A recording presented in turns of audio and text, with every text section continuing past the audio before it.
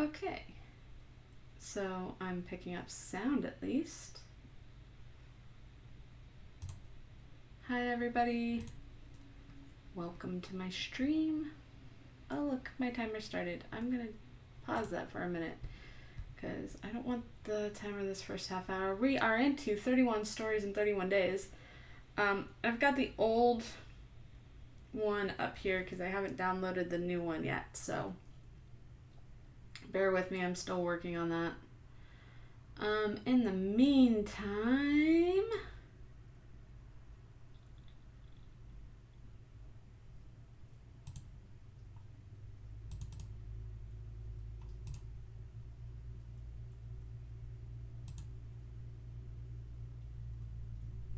maybe, there I am. Okay, there I am. Ooh, and I am cute enough. Maybe I can fit myself up here. Maybe. No, not quite. Still a little big. Alright. But hey. And size me down just a tad bit. There we go. Yay! Hope you guys are having a happy, healthy afternoon. It is 2 o'clock here. I have promised to go stream for 1 hour, at least. And then we'll see where we go from there. I'm training my dragon today. So you're not gonna see much. I'm probably gonna stick the audio for writing on because I'm going to be speaking a lot into what I'm doing. And yeah, let me see what I can do about that. All right.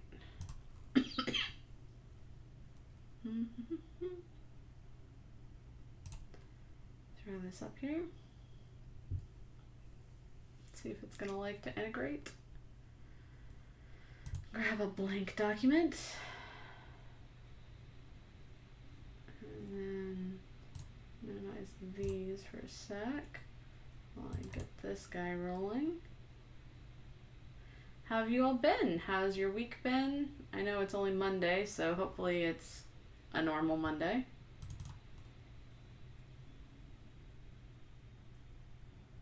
There we go. Yeah, got my bar up. Got me covered. So, dragon training. I took a course on dragon training and I wrote down some things from that course. So one of the big things that they recommended about training your dragon is that with the software that I bought, you're supposed to learn with it. Let me grab this guy.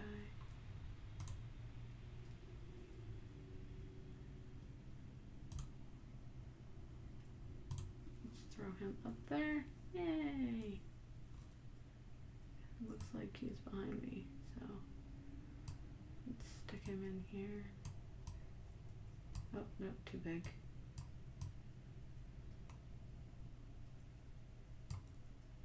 Still too big. Okay, cool. Got him in there. And so what you're supposed to do is while you talk things out, while you're, reading through things, then you read some of what you've already written, like any one of the fine books that you see on the screen.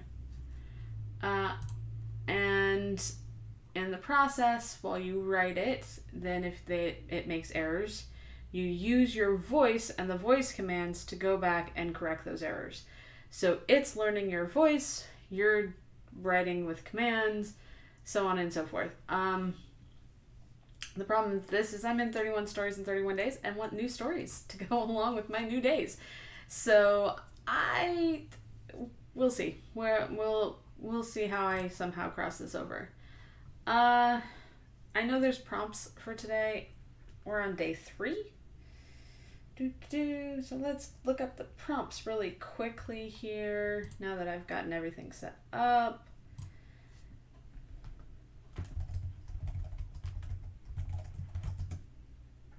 send out a welcome message to you guys because you're so awesome. There it goes. All right, so let's head in here. Take a look.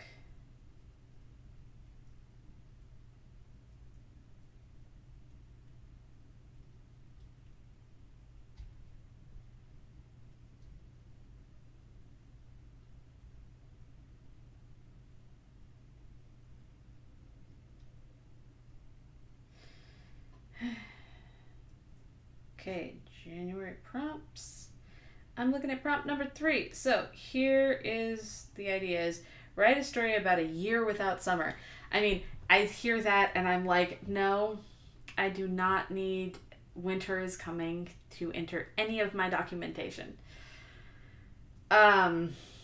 Maybe I could write a year in which summer never came. So like it was spring and then everything never got hot ever and then turned to fall. That's happened in my life. But yeah, okay, so atomic winter or whatever, or yeah, no, winter is not coming. We're not going to go in that direction.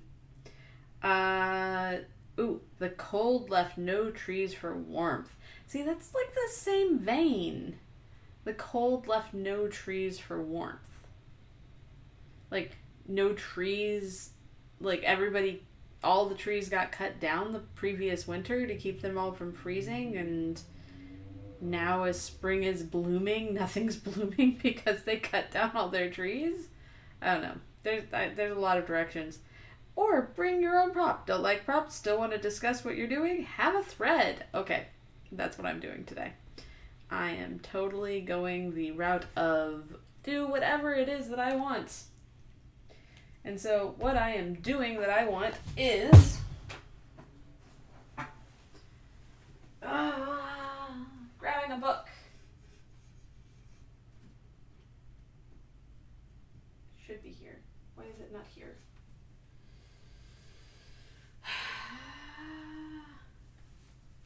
See, this makes me unhappy. When I have a book that I need that is not on hand, and yet it should be here.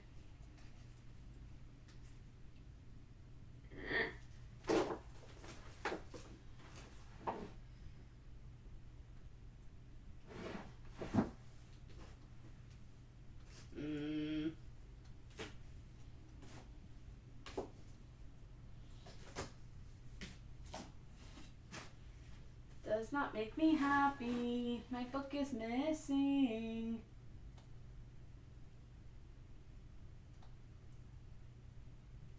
Why is my book missing? Why is my book missing? Apparently, it does not want to be found.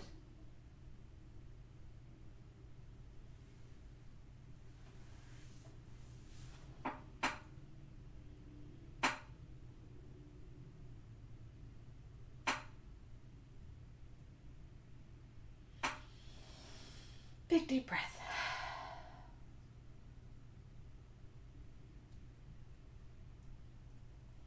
All right, give me 2 seconds. I will be right back because apparently I need to find a book.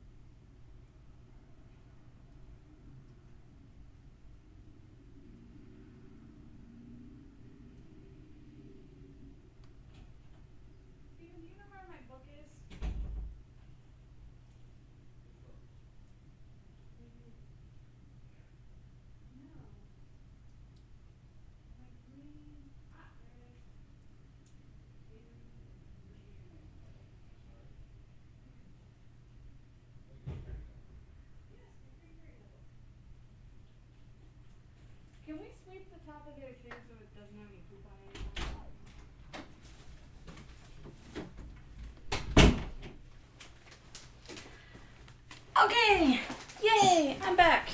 Here it is, the green fairy tale book. And it has my friend's really cool Missing the Boat bookmark. I love this one for this book because it's like perfect. Fits awesome. I have another thing in it, but that's shred. Cool, okay. Life, liberty, and let's pursue this.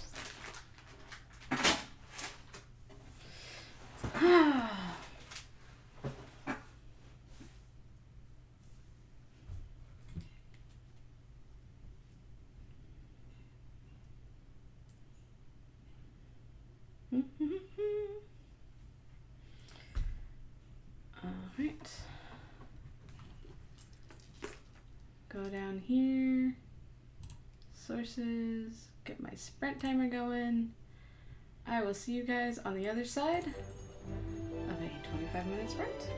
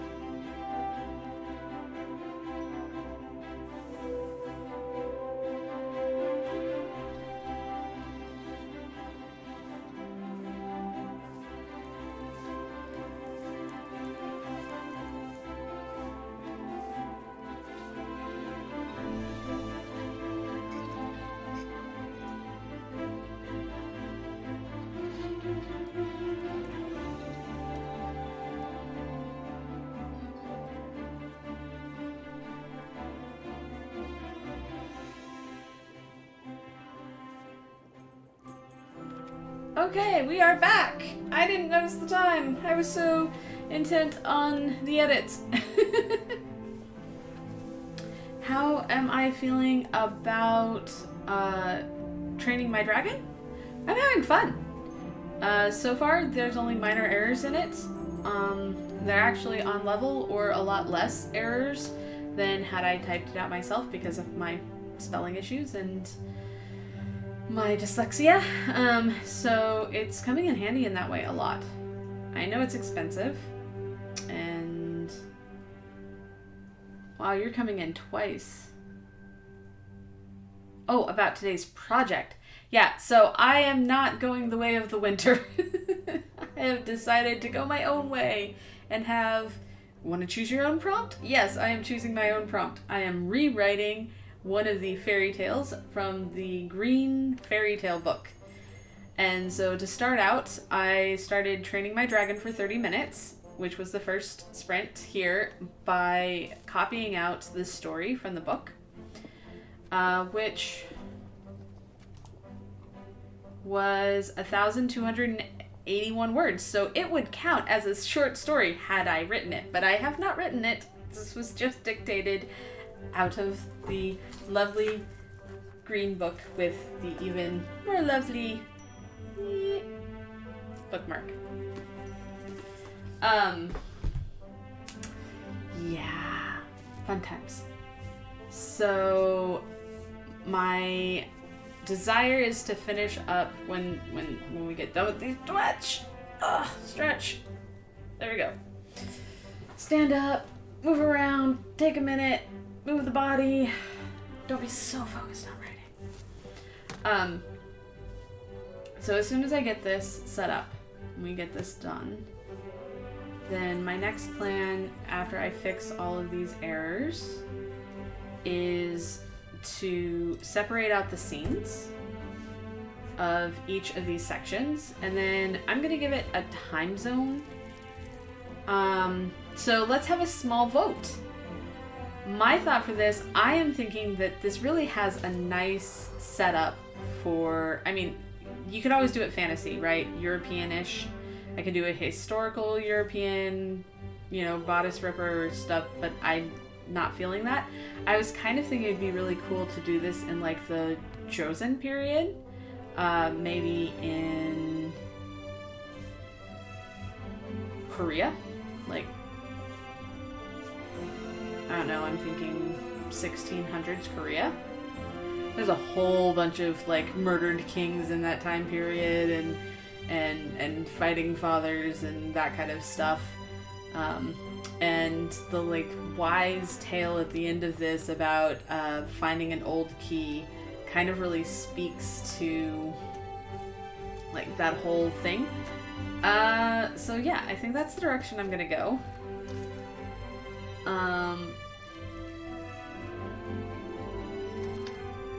Research. See, that's the fun thing about being a K-drama fanatic. I don't need to do research. I just have to come up with names that sound reasonable.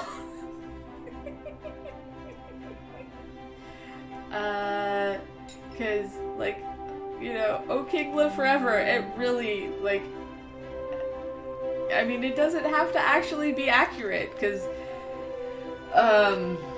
it doesn't have to be historically accurate. So, I think that's a good direction to go. So, yeah, I'm gonna get to, if you want to watch me, I'm just gonna go through and I'm going to edit out the details here. I might even leave the volume on, unless you tell me that like is hurting your writing process. I'm just gonna leave my audio on for a bit here as I figure out the details and wonder why Angstas's comments are coming in twice. So weird. Alright. Sorry about that, Angstas. Thank you for being here. Oh, perfect. Well, thank you for stopping by for the break. go take your nap. You need sleep. Do it. I know that you've got a lot going on, and napping is super awesome. I'm just kind of filling a time slot, and apparently it's not a very popular one. Candy cane hearts and coffee? Or is that hot chocolate? Thank you for the hearts and hot drink. I will accept it. In the meantime, I'm just going to keep training my dragon, and I'm here for the people that want to be here, and I appreciate you stopping in.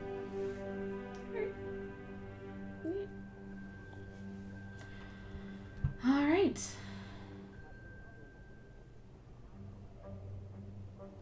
Hot chocolate, always. Yeah, I have hot cocoa bombs. It's before 5 o'clock. Ooh. I'll be right back.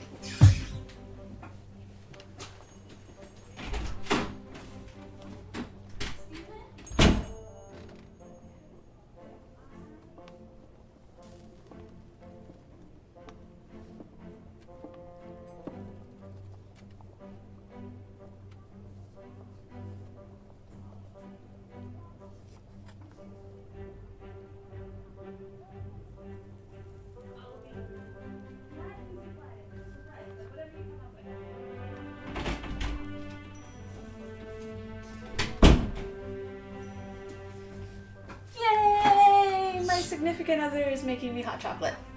Thank you for the suggestion, Access. Alright. Back to the dictation. Okay.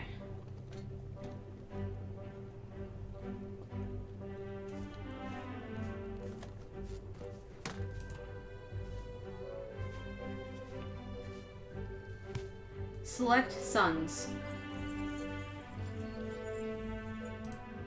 Correct sons.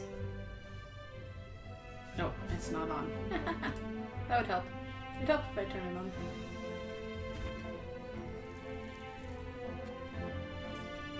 Undo. Select sons. Choose one.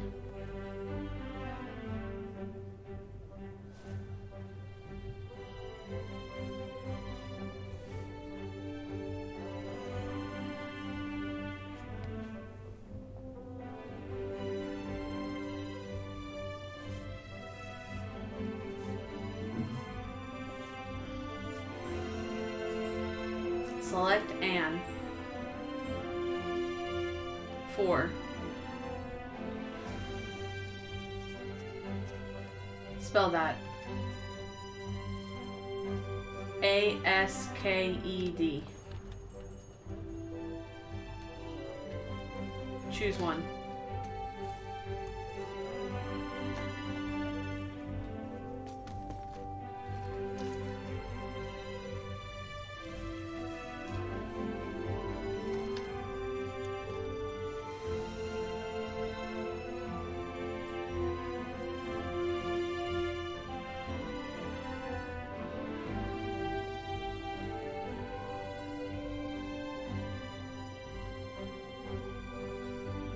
Select said.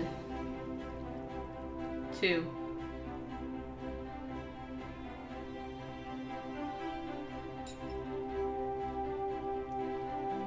Add a comma after.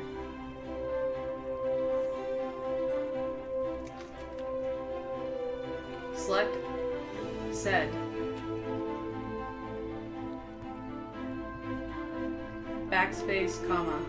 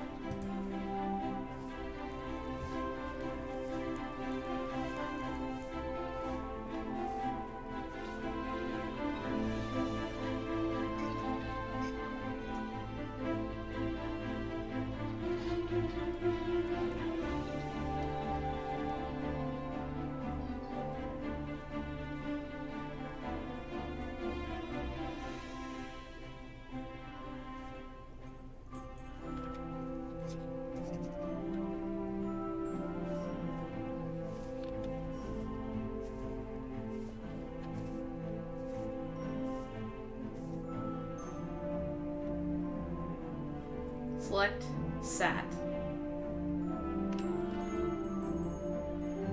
Spell that. S-A-Y.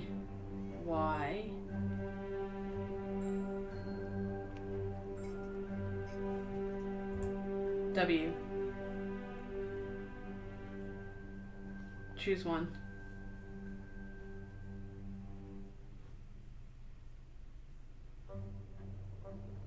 Select they.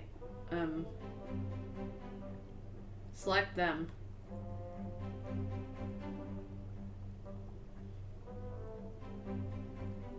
Two.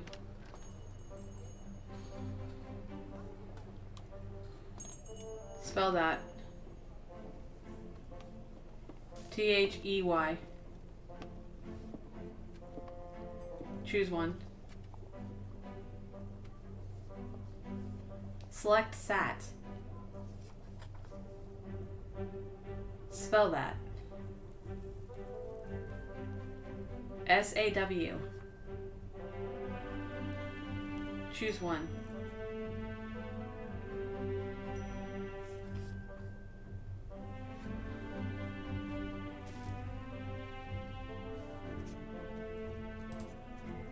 Were.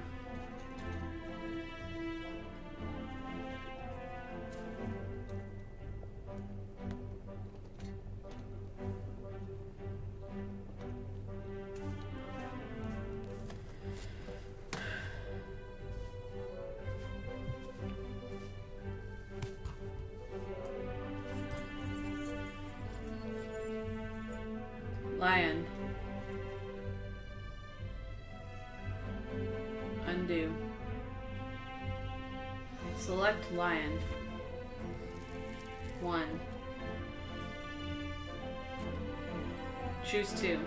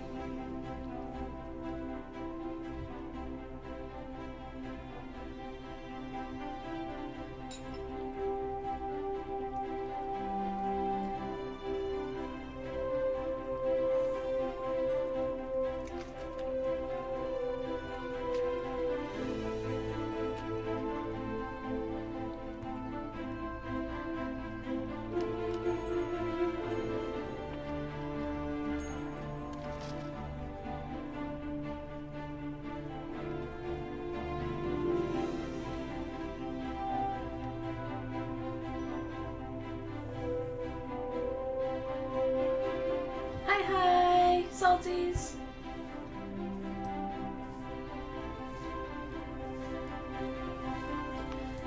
So I am typing into Word. Oops.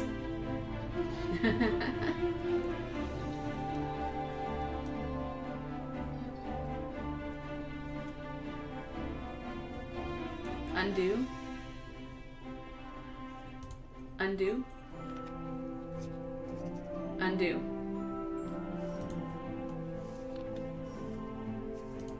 Undo.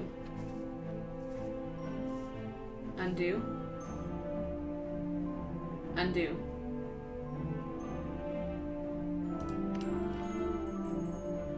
Okay, let me get...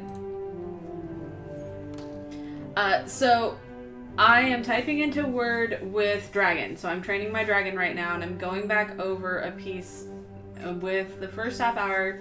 I dictated it out of the green fairy tale book, this wonderful piece here. And then in this half hour, I'm going back through and making sure all the errors are out of it. In fact, it's found really few errors, so I'm super excited. Much better than even when I type. You're writing a book? What book? Like, thoughts, questions, ideas.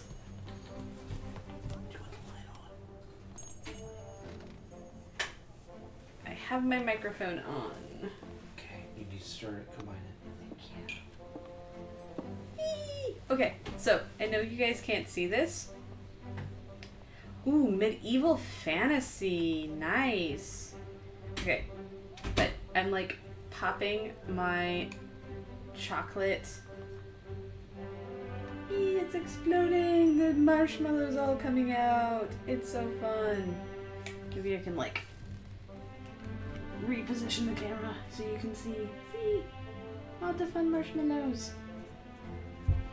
We got, oh, it smells like strawberry. Okay. I've got to put this down somewhere really quick so I can put my camera back up. Sorry for the mess. Getting the camera back up. Alright, there you go. Okay.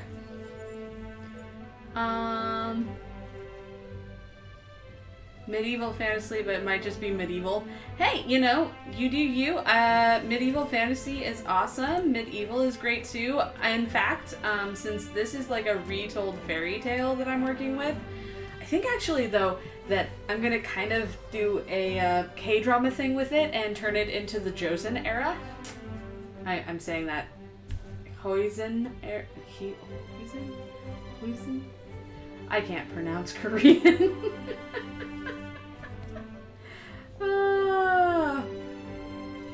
But, so I totally get the medieval thing. So much fun. I'm like stuck right now on K-dramas and enjoying that, so I wrote out the original story. Now I'm going to separate it into scenes based on like what everything is. Oh, no, you're not screwing it up at all. I love talking about it. And my microphone is up even though we're in the middle of a spread because no one else was here for the moment. Angsta stopped in for a little bit, but she's gone off to do her thing. And I was waiting on my hot chocolate.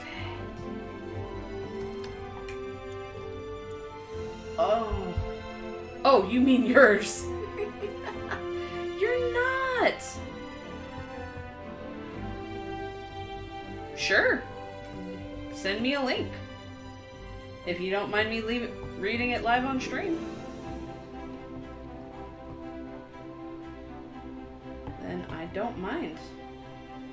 If you would like me to read it on my own off stream because you don't want me reading it aloud on stream, then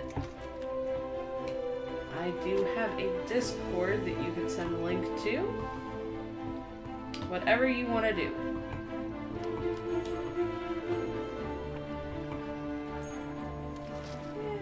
Some of the chocolate's not melting. But it still tastes good. Oh. And then yeah, this is definitely the strawberry one. It's so yummy.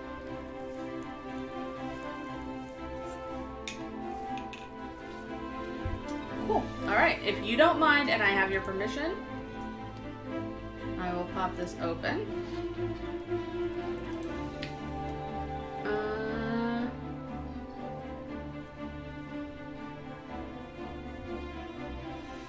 So I'm requesting access.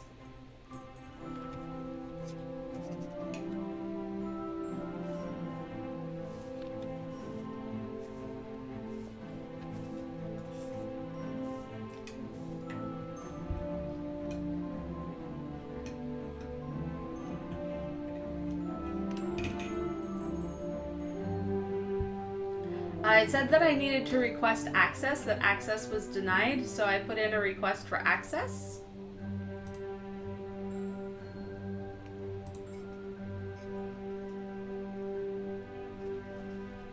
So if you could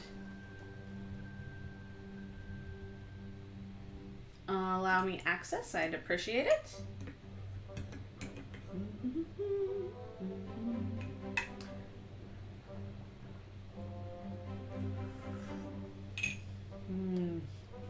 I love it when marshmallows get all marshmallowy.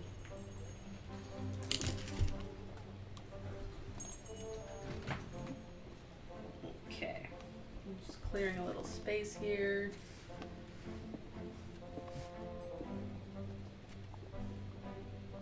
Poor babies died.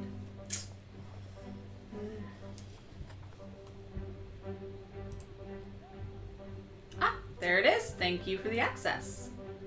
All right.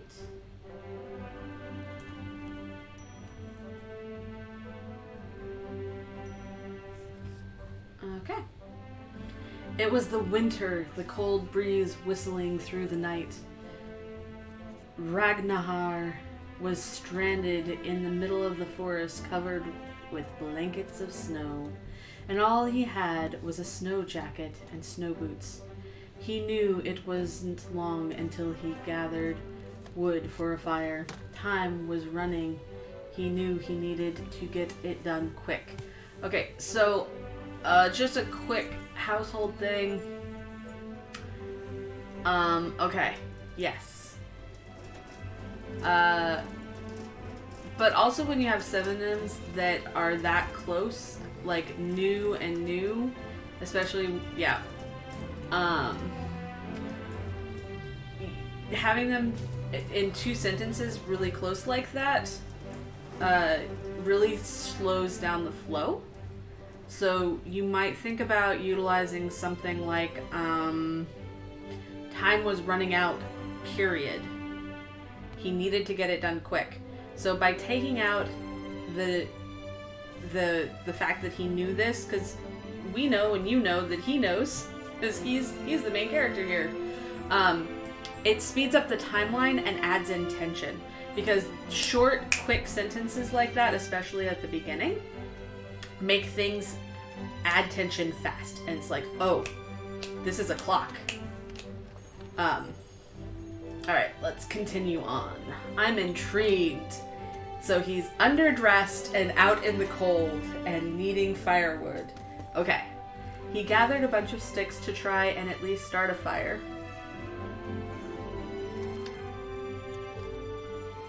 Ooh. But he laid down, heart beating slowly, collapsing on the side of the mountain. Close this down. Heart beating slower. Okay, so what would be a better way to show this? I know. So what are physical things that he's going through as his heart slows, right? So it's good to say at once, like, he gathered a bunch of sticks, but he couldn't feel them through his gloves, or no, you don't even have gloves. Maybe it's his, like, raw fingers, but his raw fingers couldn't hold on to them because his fingers were so close as he stumbled down the mountainside. Something like he felt his heartbeat slowing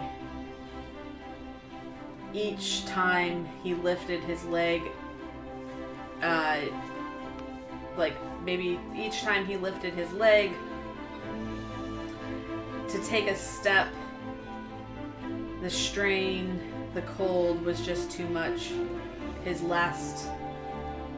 foot caught on a rock and he fell into the snow.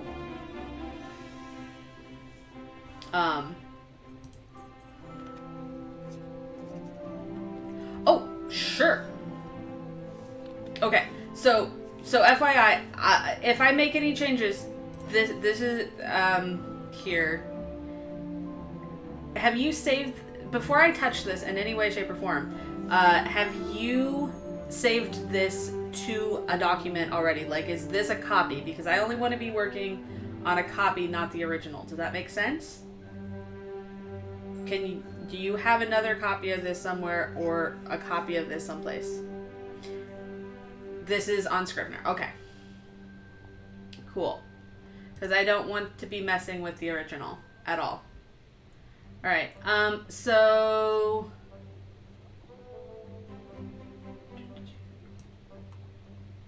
pasting it into the document. Okay, so,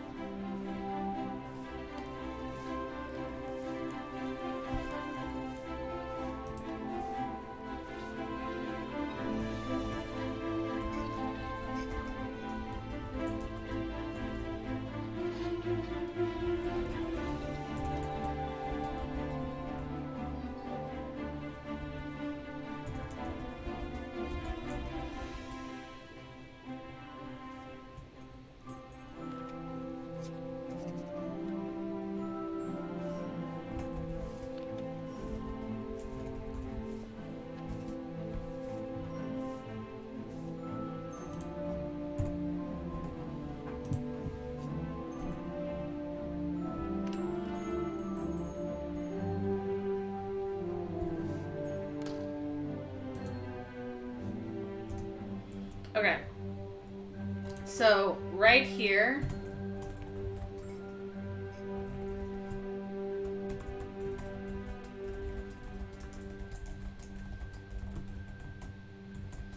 I'm just gonna tag this with a highlight.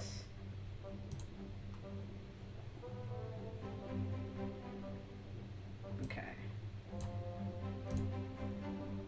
There we go. So, before he hears rescue, before you lose the tension, because this is like big shit tension, right? You've created this scene. He's cold, he's tired, he's underdressed, he doesn't know what he's doing. He's somehow got... What we need to know as the readers is a little bit, not a lot, but a little bit of how did he get himself into this situation. And you've set it up perfectly. So, this is it. I'm dying. Give us the flashback.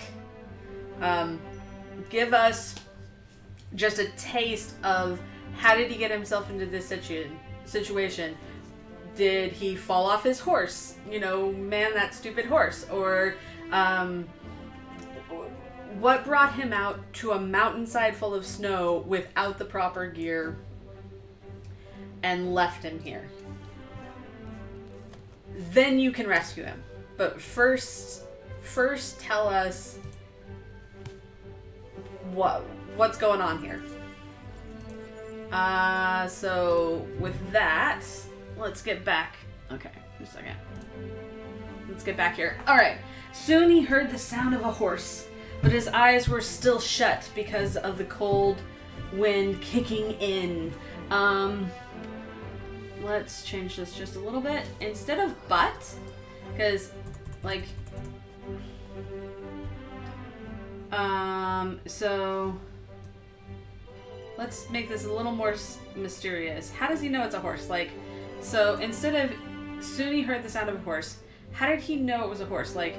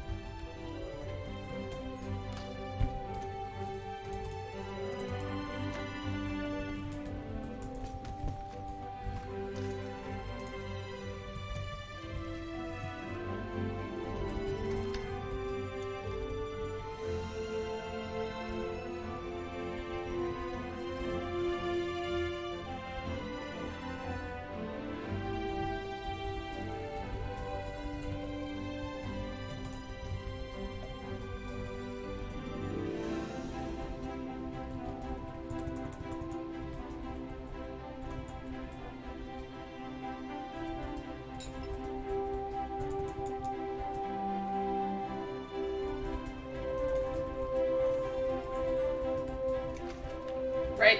So we're adding that tension back in. So was that footsteps he heard crunching in the snow?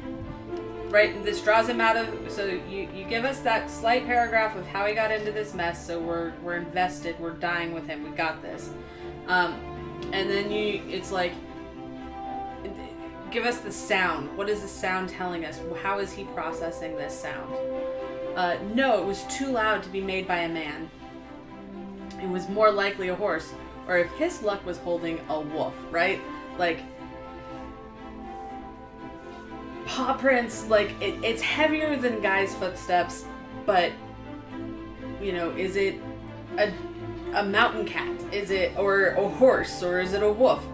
Give it, like, that adds that tension back in. Is this my rescue coming, or is this my death even faster than the cold?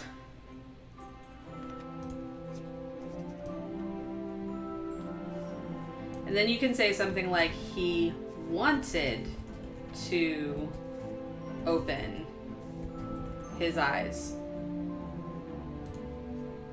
comma, but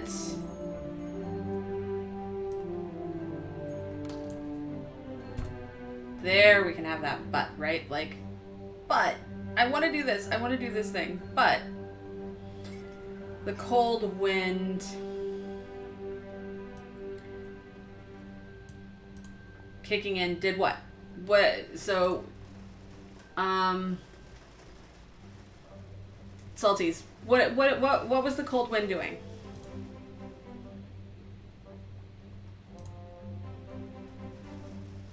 The cold kin wicking in, what was it doing that was shutting his eyes?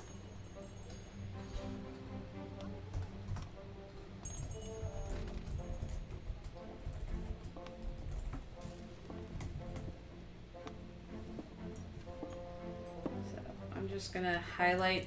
Do not keep these highlights. Please delete them when you go back through in your editing process and just fill in these places like what you think or what you want to be in these places.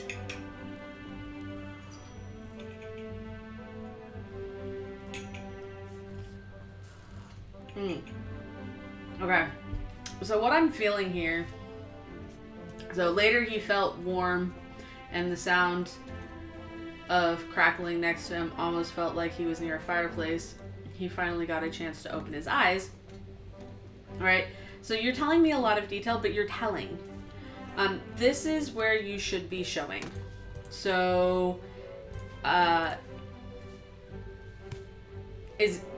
he pass out from the cold again?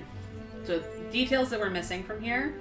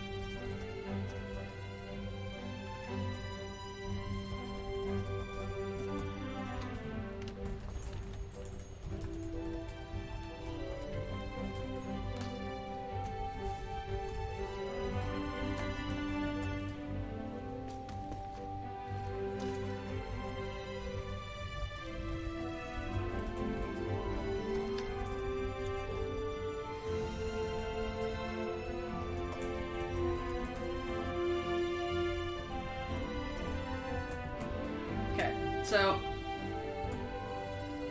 I really want you to look at this right here. And so this is a really good case of showing and not telling. So when it comes to scenery, we need to show people where they're at. We need to show them what's going on in certain regards. A crackling fire is a way of showing, not telling.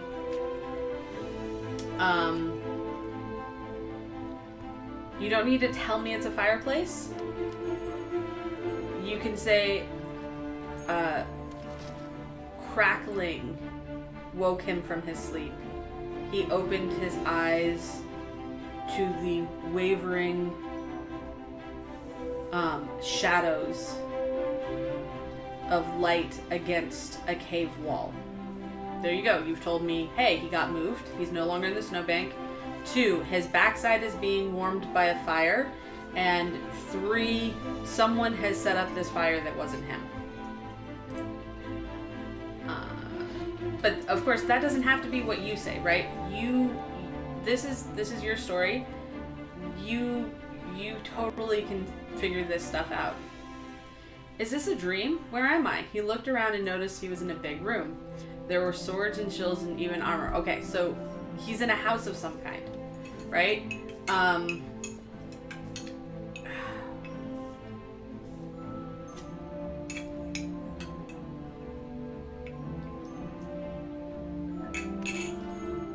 Alright, I'm gonna say this. He heard footsteps getting closer. He quickly grabbed a pair of swords before the door opened. This is completely unrealistic. You have invested me in this character, and this character got so cold out in a snowbank in who knows what kind of weather, not dressed for it, that he passed out and was carried by horse to some person's house, was put in a warm bed, and has been asleep for who knows how long. And he's going to instantly wake up to footsteps after being carried by a horse for, again, who knows how long, and have the energy to grab swords. I'm going to tell you right now, I don't care who's coming after me or what they're poking me with. If I've been that cold, I'm not getting out of the blankets in the morning. So I'm... Yeah.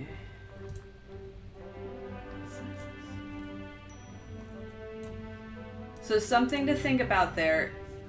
What is, yes, maybe he needs to have swords to have action or something, or to look silly holding swords as someone says their name and welcomes them to a place he doesn't know.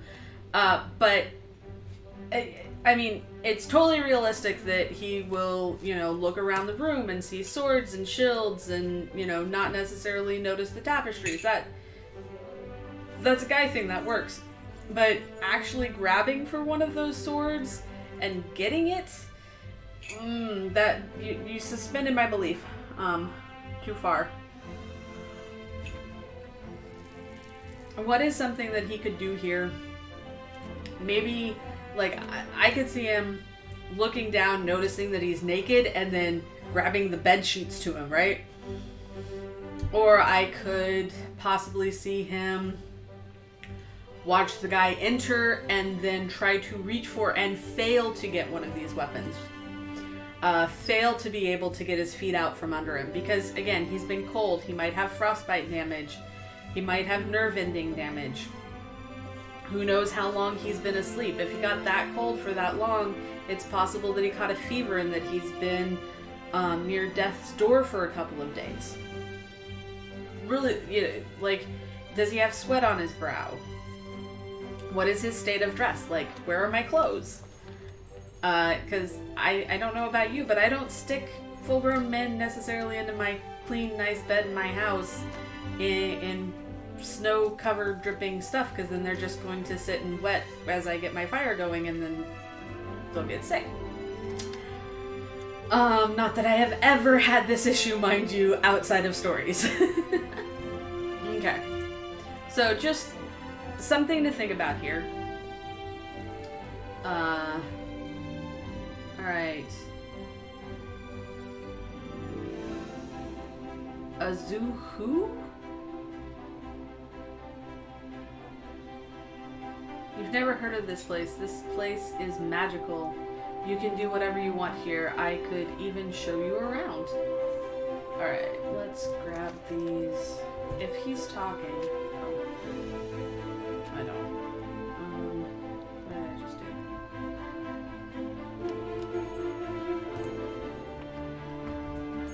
Oh. Okay. Anyways, I would, like, if someone's talking this, it would be good to...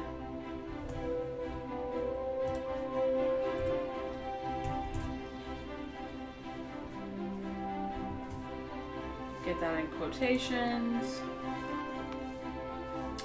Ragnar followed Karan and started walking. So, again, you just had someone who is waking up from either a coma, or possibly having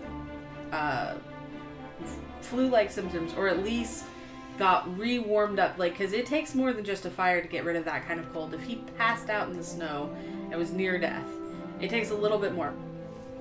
Maybe it's a magic thing. Maybe he woke up because of a magic thing, and this place is magical, and show us that. Before you show us around,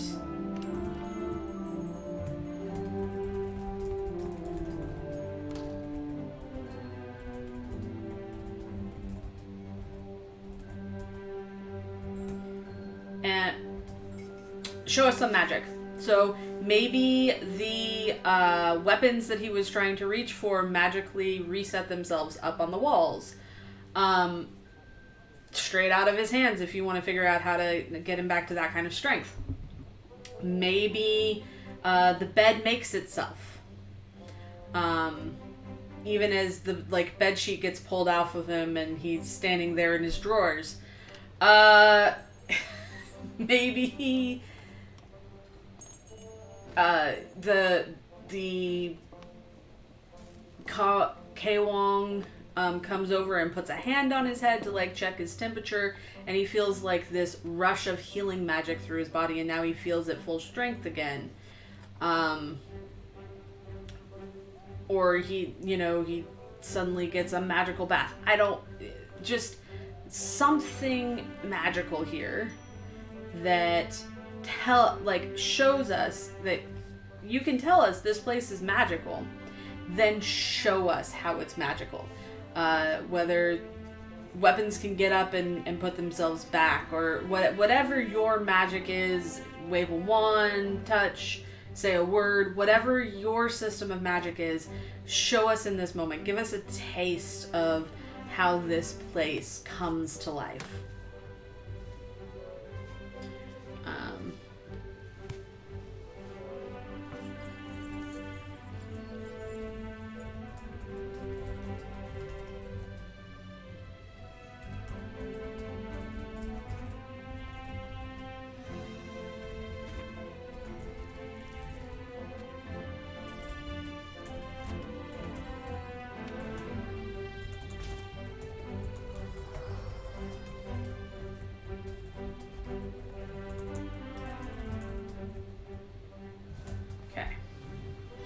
So again, I'm gonna highlight this. When I highlight things, this is just for you.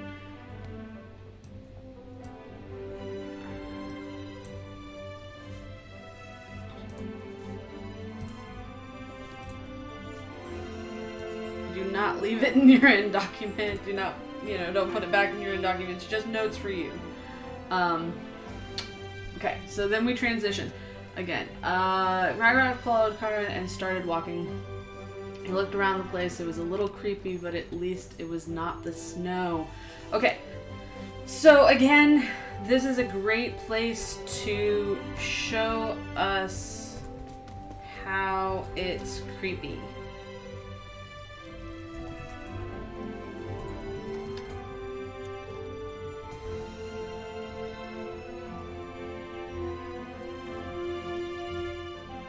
Sure, I will be happy just to give the details into the document,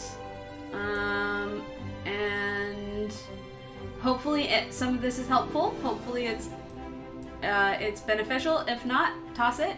Again, I wanted to try to get to the end of it, so really quickly, what you have here is a great start. There's a lot of really awesome things happening. It just needs a little bit more meat before you move on. Don't be sorry, and it's totally great. Just know that what you have here is a really good start, and I think that this has a lot of potential, so I really hope that you continue to develop it, and that if it's necessary to go back on a secondary pass, don't get stuck on it. Once you get something down that it has a good balance of showing and telling, because we do both as writers. We do both. We both show and tell, and showing, honestly, it takes a little extra time to develop in skills. One of the problems with the book of the green fairy tale book of the story that I was reading, the reason why I want to redevelop it as a story, is because it's really telling and there's not much showing in it. We get almost no show, and so old fairy tales, old stories, old campfire tales are really telling stories. So if that's the direction you're trying to go for, if you're trying to copy that kind of style, then you don't need all of the showing that I'm talking about. But if you want to do an actual novel, if you want meat on the bones, then adding in showing is the way to go. All right. I'm glad you stopped in, And I'll just read this last part here. Thank you for sharing with us today. Really appreciate it. And you definitely have something here.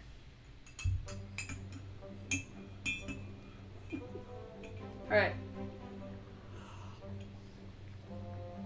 Kyra turned around in front of me. Okay, me. So,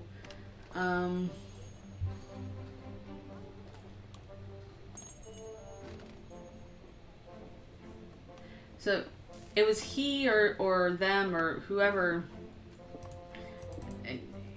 This switches to first person from third person, so let's switch this back to third person and back to he.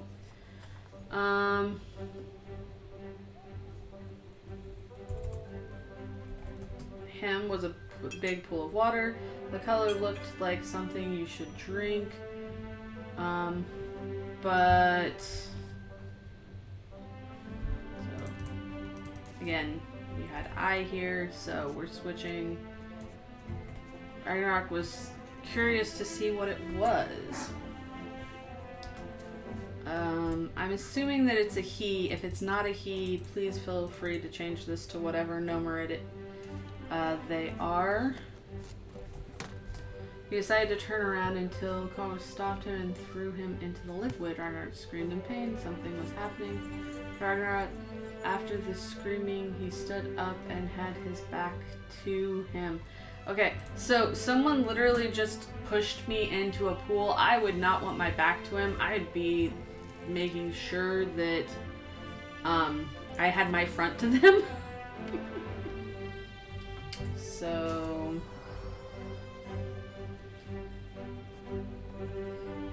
and again, what in here could you add details of the room, of the water?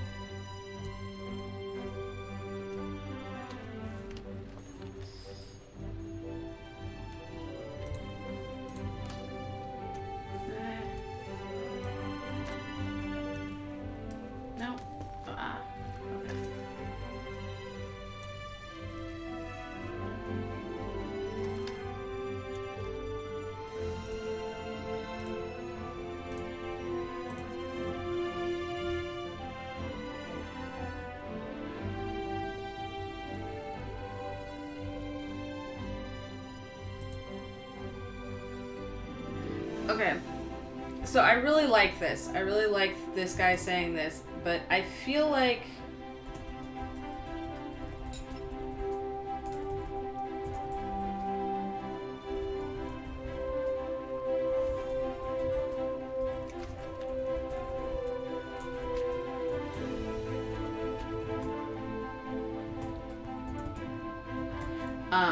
he traded surprise over a deal with the devil. So you're right. Now you can see the difference in you. You are stronger now. Don't make the people that made you stranded here laugh at you. Go to them and get revenge, but first go to the room to get your gear. Which is great. I feel like before this happens, before he gets pushed into this pool, like, hey, let me give you a tour of the castle. Oh, by the way, push, hey, now you can go get revenge. I feel like we missed the deal with the devil. I think that, like, as they're walking around getting this tour,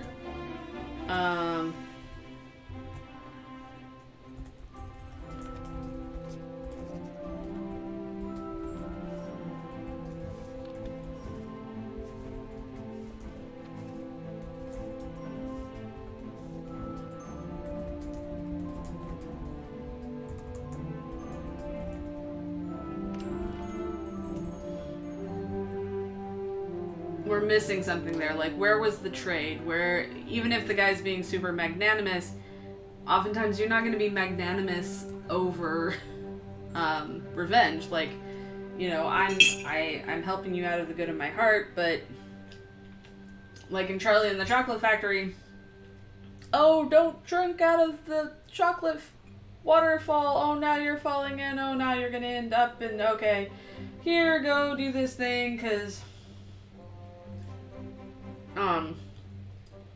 you're now out of the race. Oh, it was so bad. Like, he's just this wonky, Willy Wonka is a wonky character, I mean, and so you can have a wonky character here, but I feel like we need to have a little more motivation. I just don't shove random people that I save from outside into water baths unless there's a reason, and the surprise of being tossed in is overcoming the reasoning for either of these characters in this case. But it's a good plot point. I like the idea of it. Ragnar walked back to the room and grabbed a bow and arrow off the wall, and also grabbed a red hood. He then started to head out and handed him a horse. Go to the most southern place called Tamerson and bring me their king. Ragnar rode along the road in the direction of the map. The map had the city and the task to do on it. First task was obvious: to get the king and bring it to Kod, and that is what I will do. Okay, so again, you switched back to first person from third person, so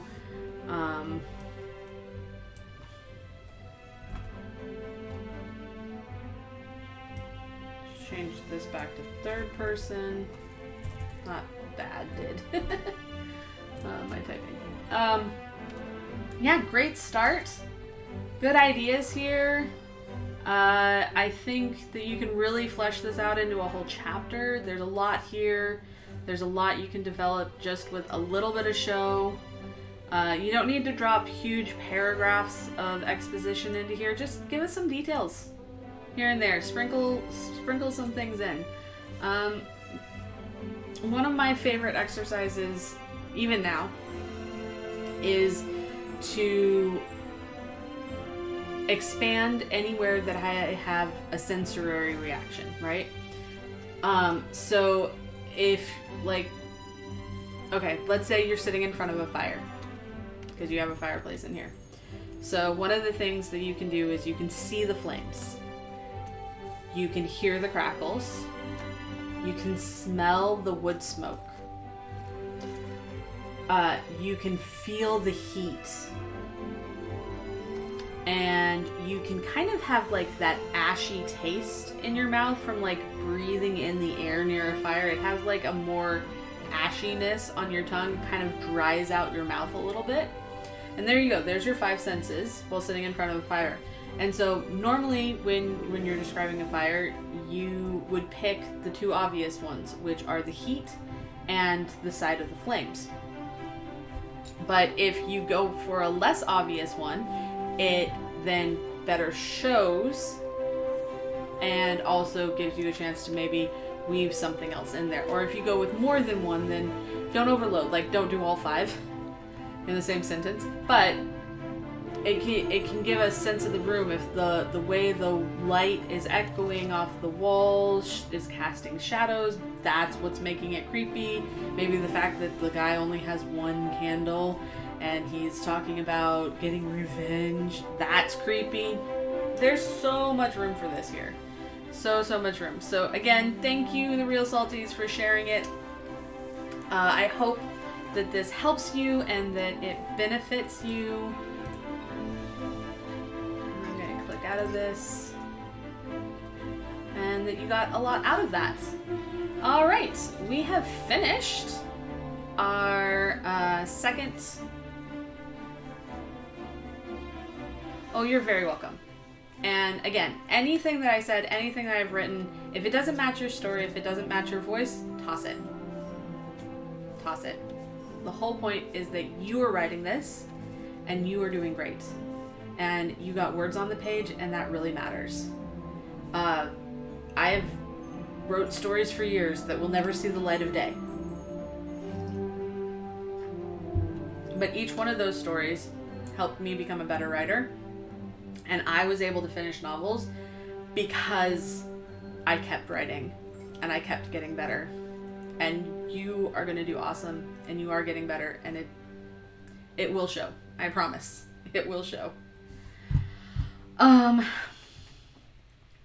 So I'm going to switch back to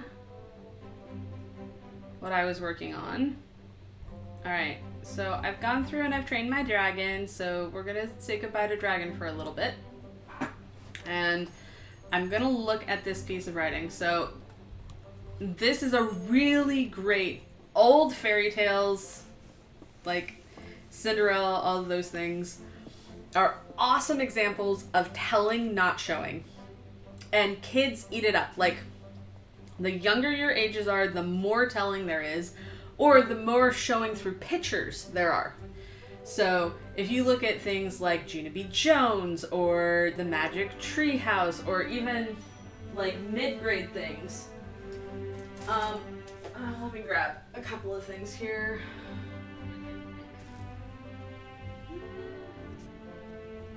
Okay. So, grab a couple of examples. I know my camera's backwards, so bear with me. But some of the things people don't think about is the fact that mid-grade writings like this, like the Three Investigators. I love the Three Investigators. Heart. Big, huge heart. So their average chapter length is around 1,000 words. Really short chapters. Their dialogue tags are really childish. But I mean, if you're writing for, this is written for like 3rd grade through 6th grade. They're written for preteens. Old enough that you're not reading, 2nd grade based kids books with lots of pictures. This is a true chapter book, but like 8 pages in this tight print is a chapter. I mean, maybe 1,500 words, maybe more like 1,000 words a chapter. They're super quick, they're super easy. There's a good mix of dialogue, but there's very little showing.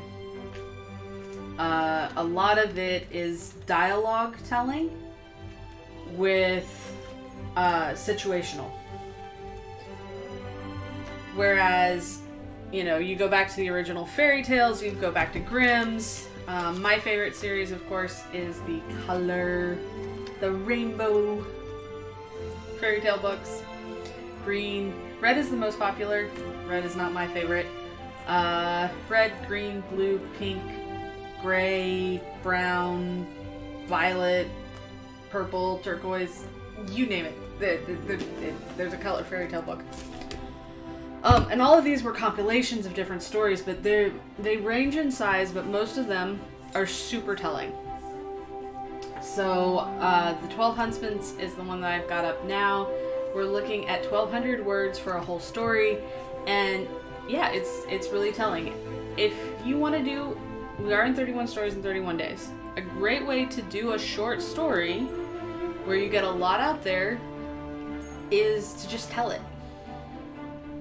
Use that old style. Use the Arabian Nights style, where it's light on details, light on character development. I don't think there's a single name in this document.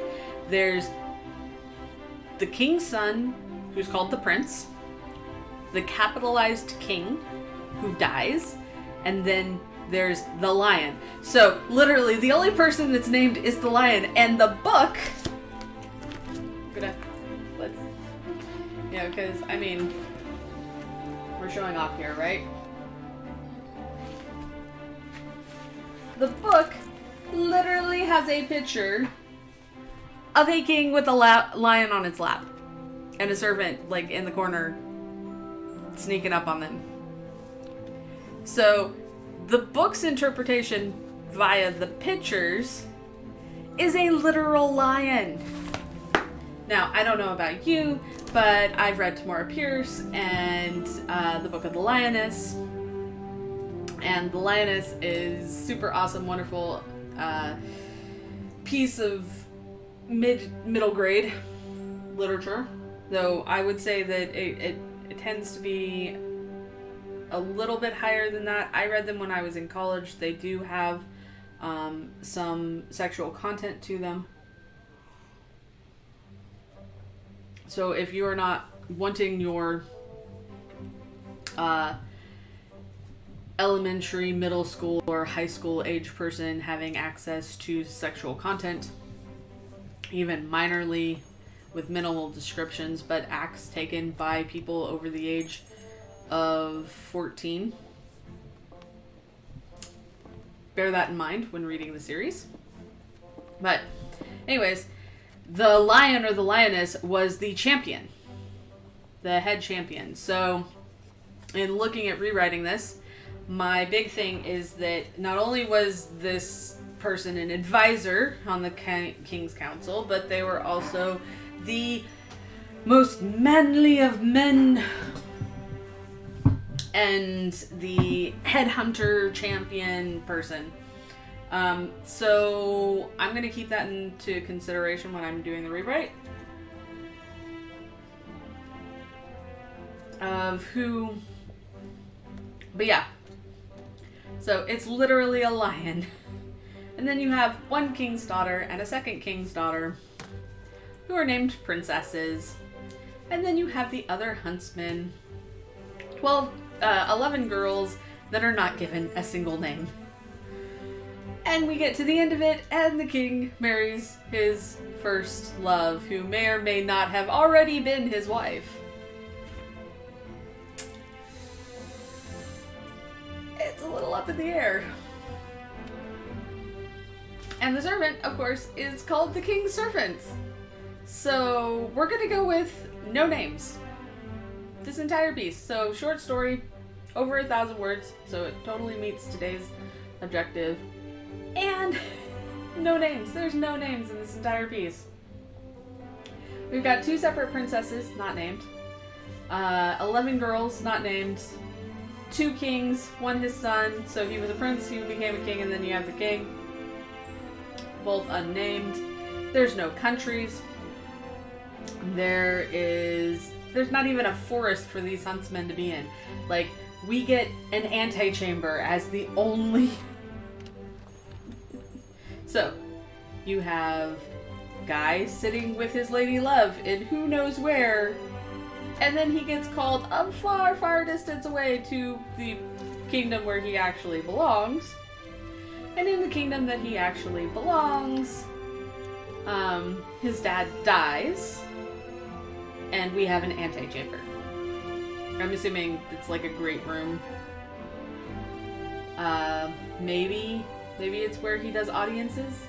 Not really defined. So yeah, so really, really light on details. Let's start filling those in. I'm going to start with the fact that I'm going to pick a place and time. So, see, this is how this short 1,200 word story can turn into a full novel. You give it a world build, you give it a magic system. I believe this encompasses 2 different short stories. One, of course, is Beauty and the Beast. The other, I think, she went with Blackbeard. No, Bluebeard. She went with Bluebeard. And mixed the 2 up. It's a really great story, by the way. But, I mean, the difference is, like, this one. Here, get this out here. There. So, this one opens with, I was raised to marry a monster. I mean, isn't that a great line? You know, once upon a time, a king's son was so engaged to a princess, a king's son who was engaged to a princess loved dearly. I was raised to marry a monster. So we go from first person to third. We go from third person to first person. So let's start with that. We're going to set our precedent of person. So let's do this in first person.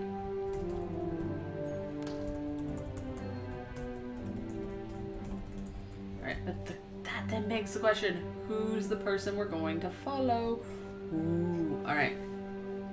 Totally gonna be the princess, because I don't know about you, but I like writing from the perspective of women. So,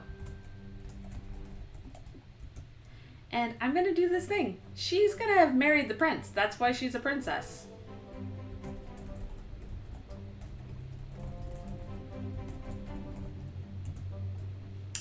And I'm setting mine in the Hosen area.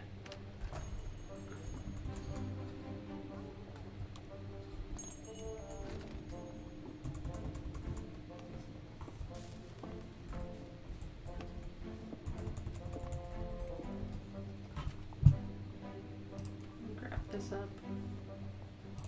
Close that down.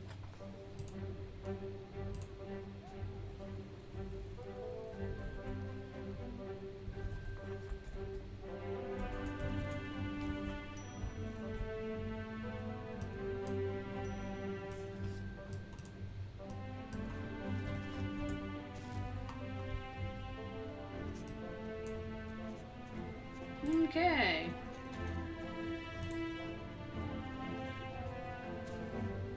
So, Chosen, or also transcribed as Choson in Korean, Hoisin State was, and I could totally be pronouncing it wrong. It's okay. I have no Korean abilities, and my apologies to anyone who properly speaks the language. You are welcome to correct me to the ceiling. Because I have no abilities here.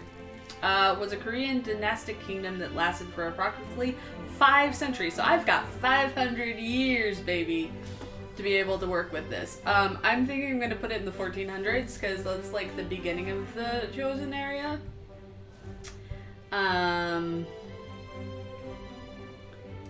So it gives me a lot of room for a lot of princes and princesses and...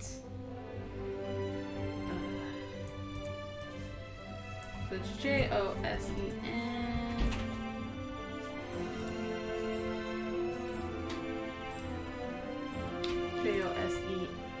Joseon. There we go. Just set it in the 1400s. Excuse me. Grab a Kleenex here.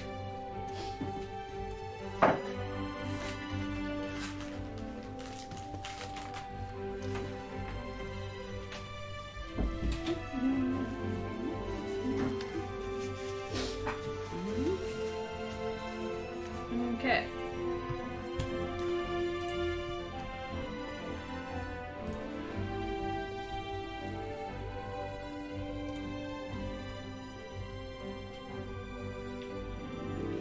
This really smells good. It's strawberry. Yeah.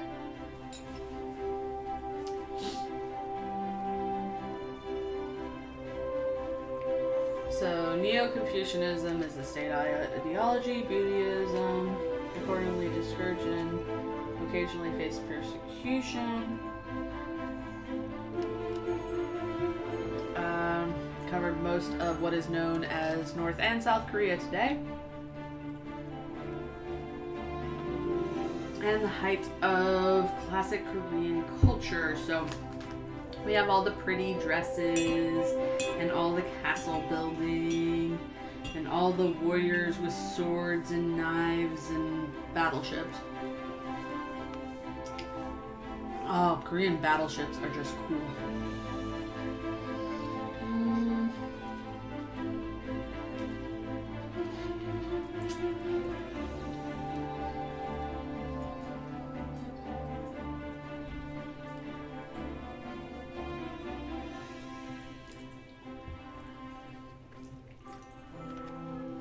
So they got invaded in the 1600s, but that's far away from where we're setting our story.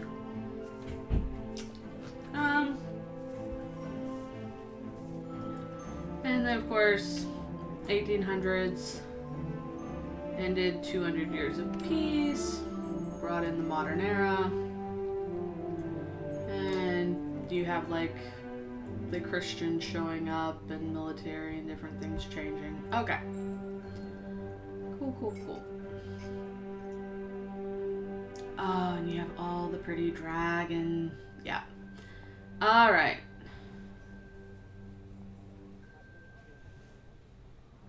So let's look for names.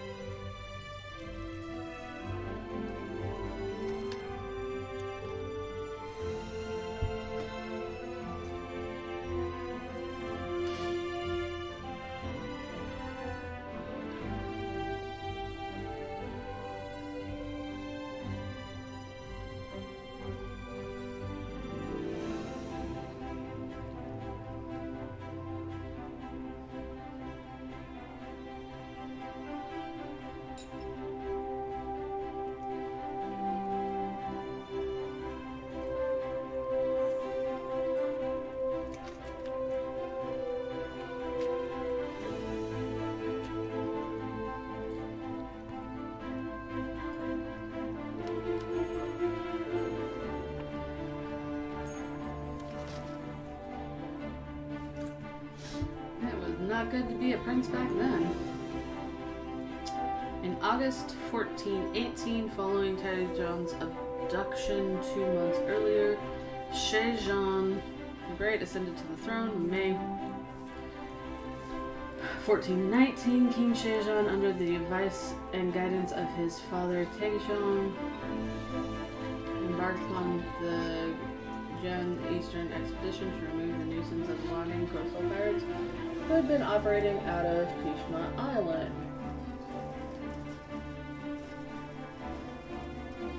Catapulted the court. Conducting trade with Korea.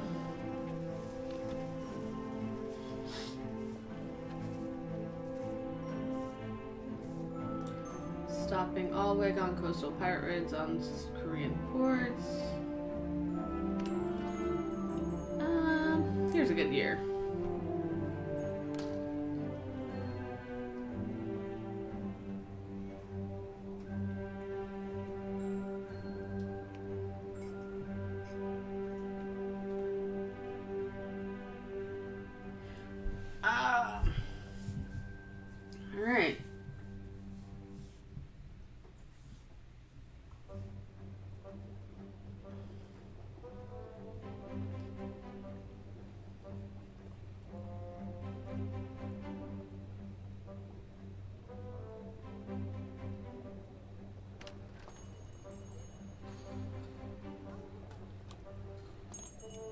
later. Alright, so he created Hangul, which is what they utilize now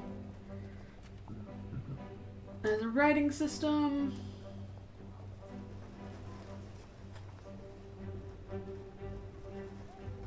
Oh, cool.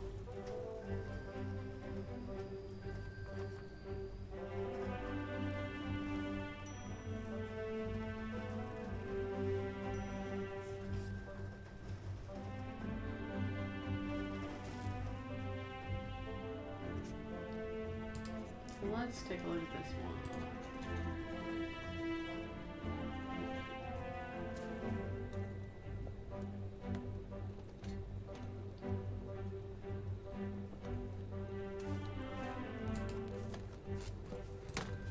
Throw her up here. So, giving each other names. All right.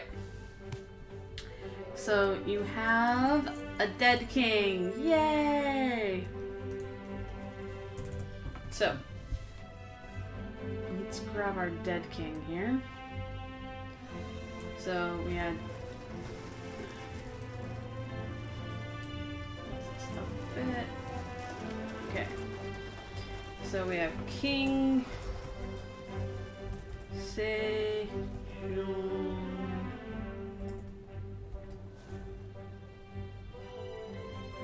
Who dies?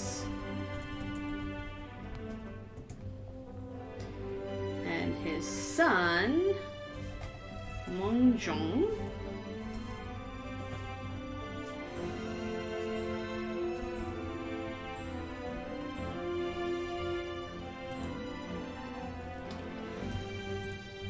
So he and starts the alphabet. Yay! So prince, then king.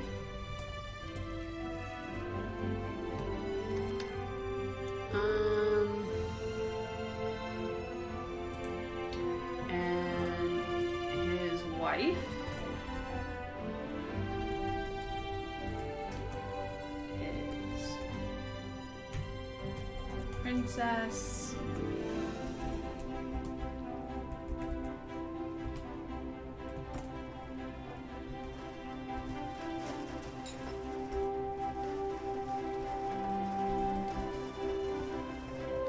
I can't even pronounce this. Gyeoghye.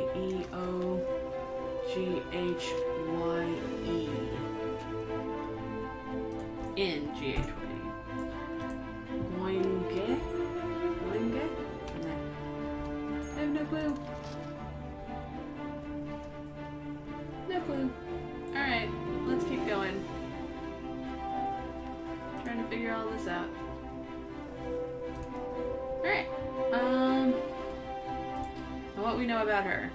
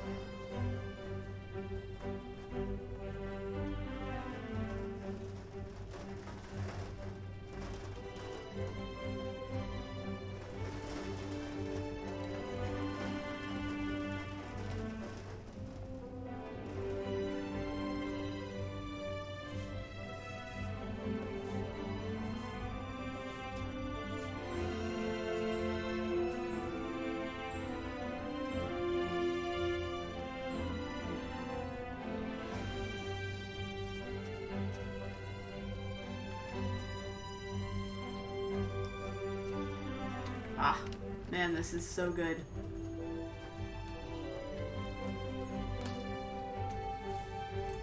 Okay, so I'm gonna grab all of this.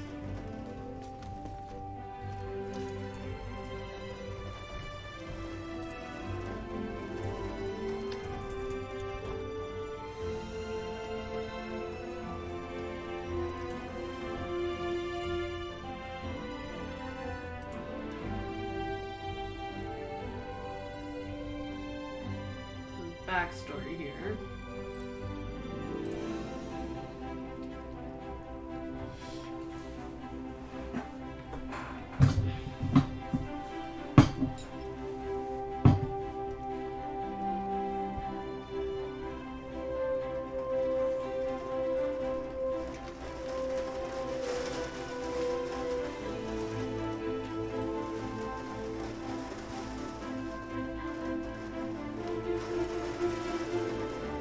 Never a good sign.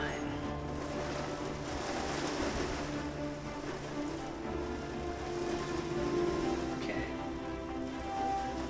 Throw that over there.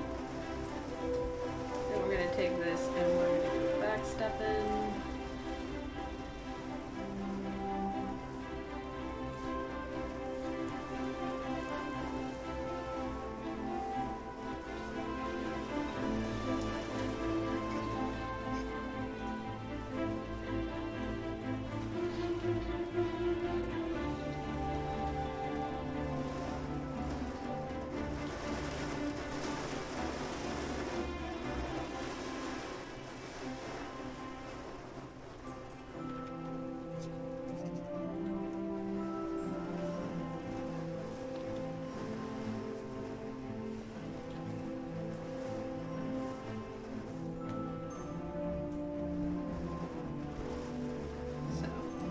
Going to grab this because it's just too good.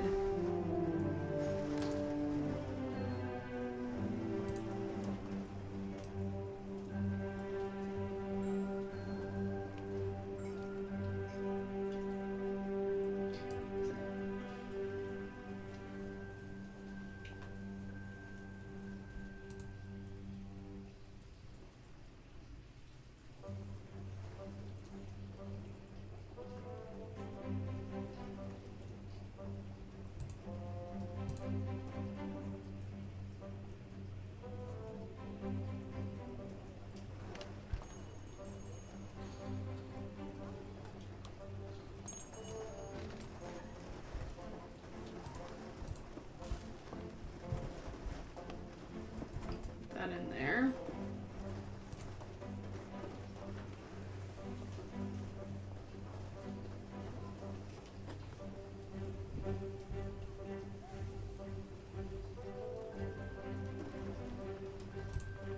Pop down to his marriage.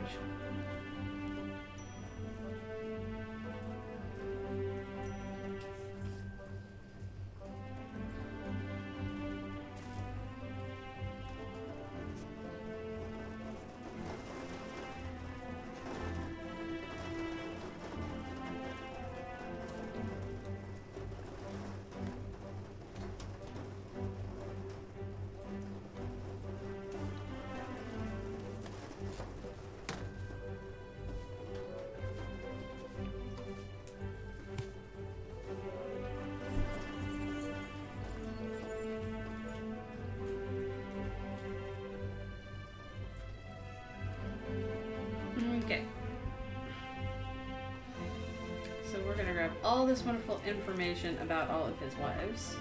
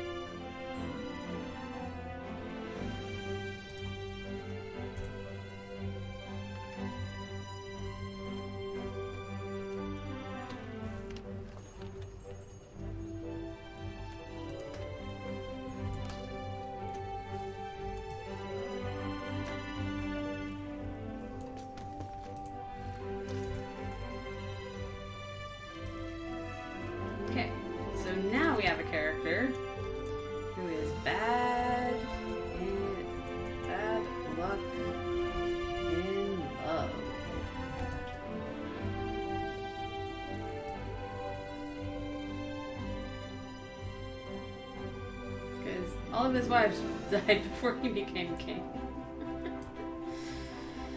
Oh.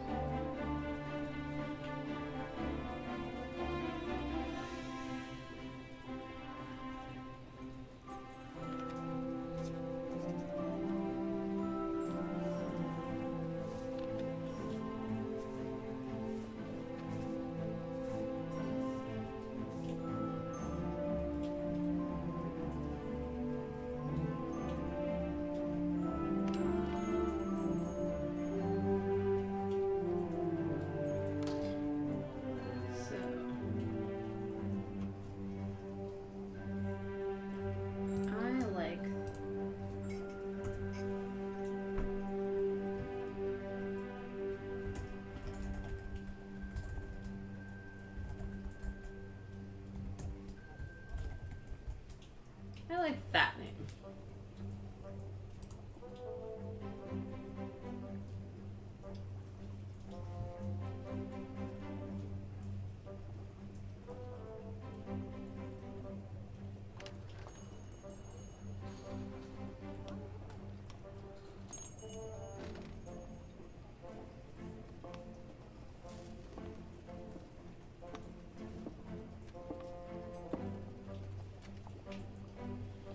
So I'm gonna grab this WordPress because it talks about naming people during the Hosen era.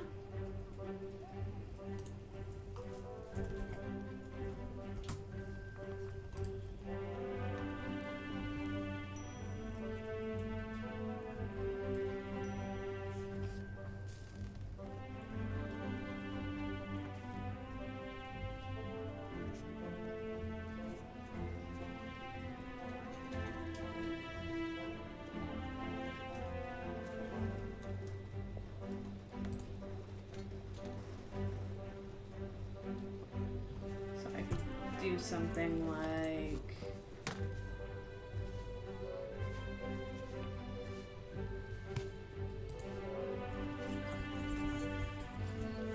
Yang for the servant,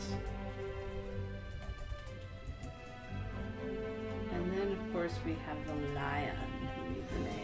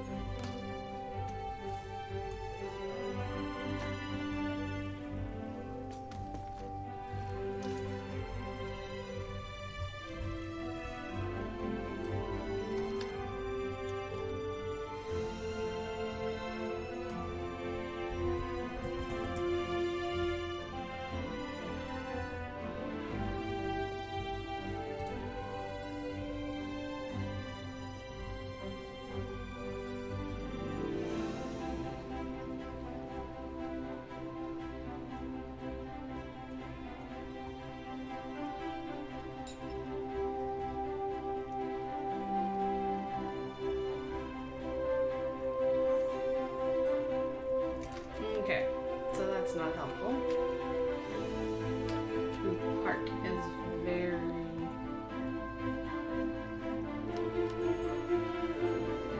sang, guys. Sung Park. That sounds like a good name for the lion.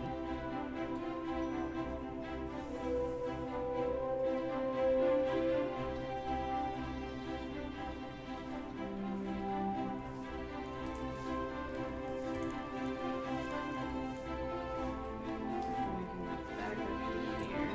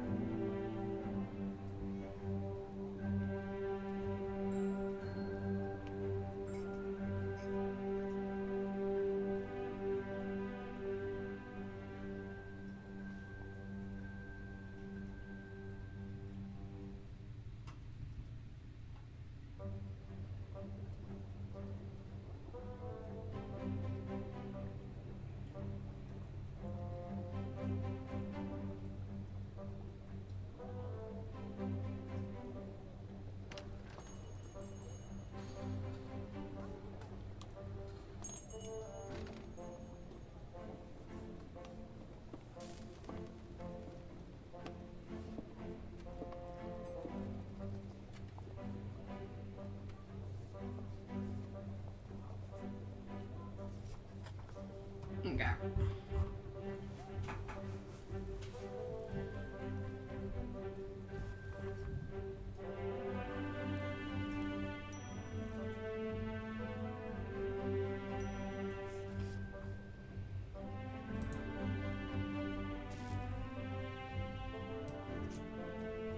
Let's grab all of this. Throw it in here really quick.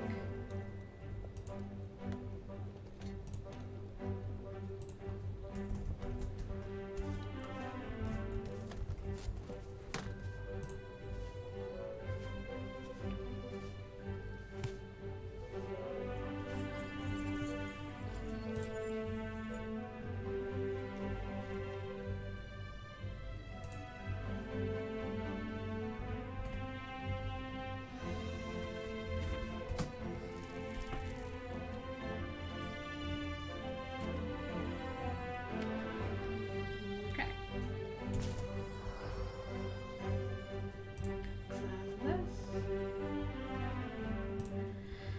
And I have reached the end of my ability to stream, guys. Yeah. So I don't quite have my story yet, but I have my names, I have my characters. Oh wait. You know what? I'm just gonna take a quick break. Hang out just for a second and I'll be right back.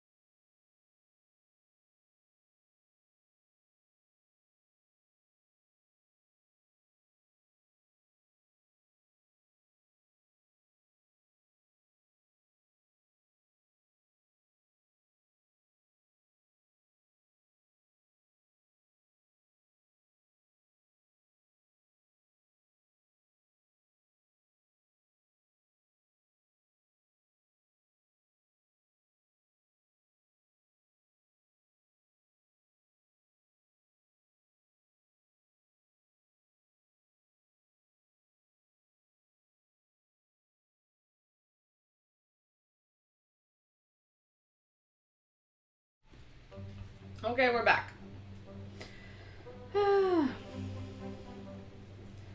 Hopefully that was productive for whatever it is. I needed snack. Okay.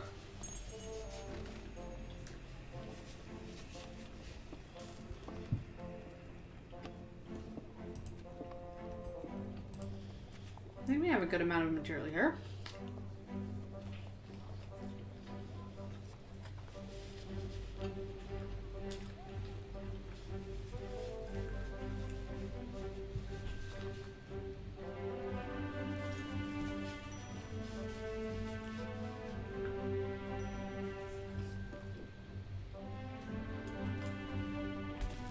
So, plot changes.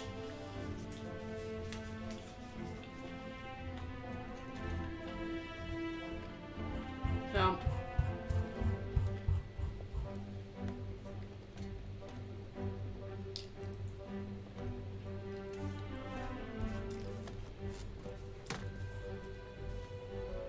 after the death of the king,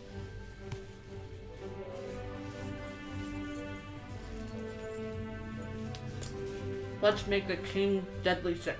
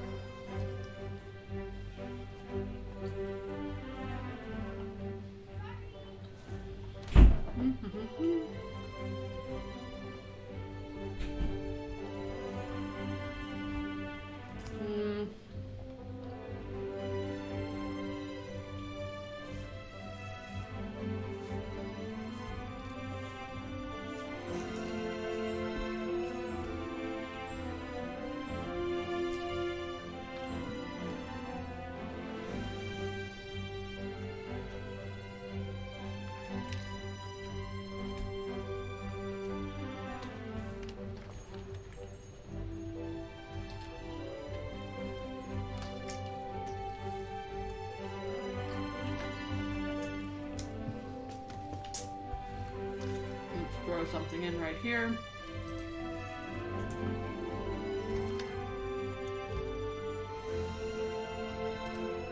The prince thought back to his first two wives. Period.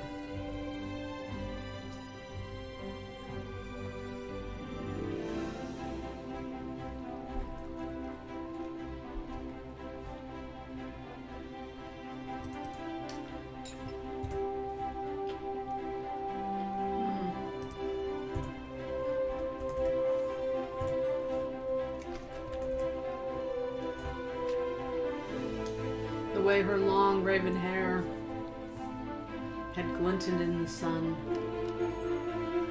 Period. He shook off the memory like he had shaken her off. Period. She still haunted him. Even after her body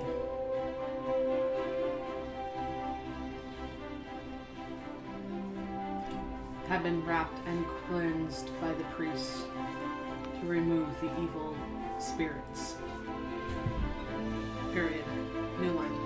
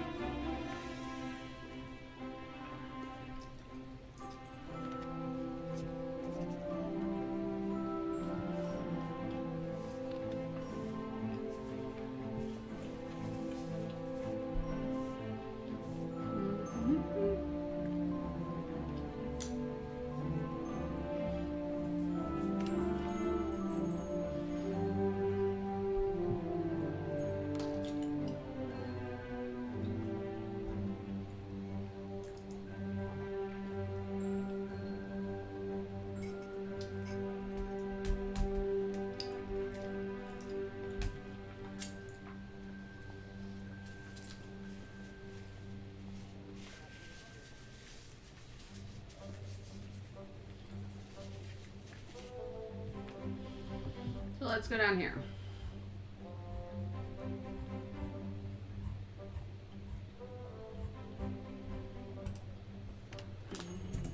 Okay. So I think a couple of things are going to change. Period. New line. First, the king is going to be deadly sick. Period. No one's going to expect him to live. Period. And the main king's second queen is going to be the one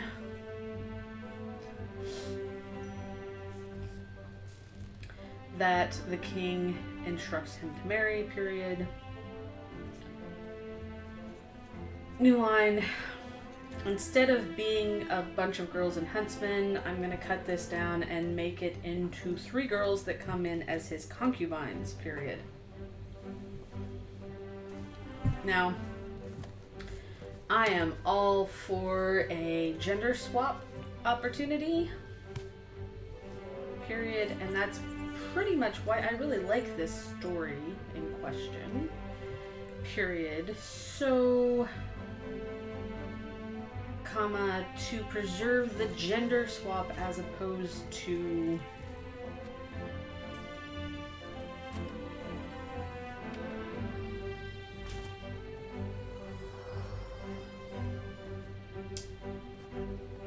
sticking with the main history, period.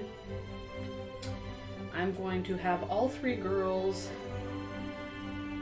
be appointed as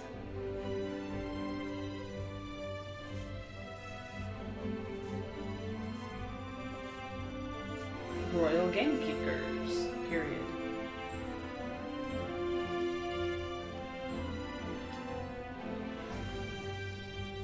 Correct?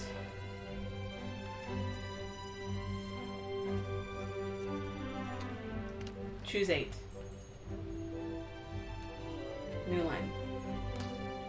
They will be appointed to this position after the 3 of them dressed as men compete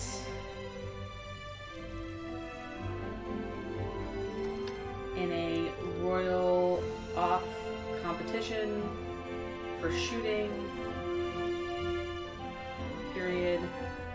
I know that in the Hosen period that the scholarly exams were the big thing, comma, but we're not looking for necessarily royal individuals for the scholarly exams, but that could be a good build, period. So let's do this. Period. The outline for this story is going to be a candid attraction between the main character and the prince, period.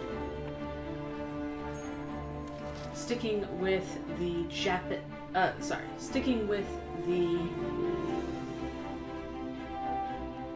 select all. Select sticking with the chaplain outside the sticking with the. Delete.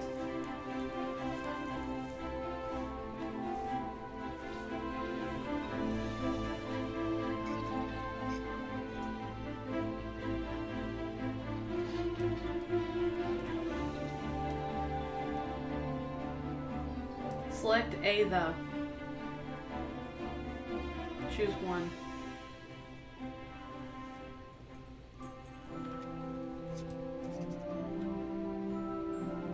Select parents. Choose 3.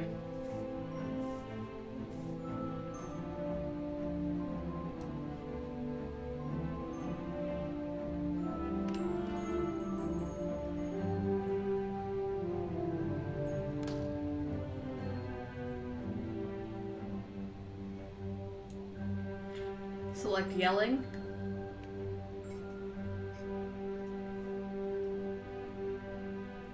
Correct to setting.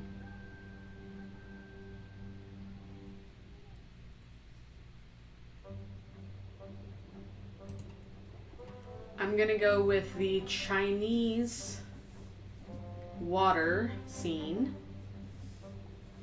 that ties two people's red threads together. Period. To do this, I am going to have the prince out on a hunt.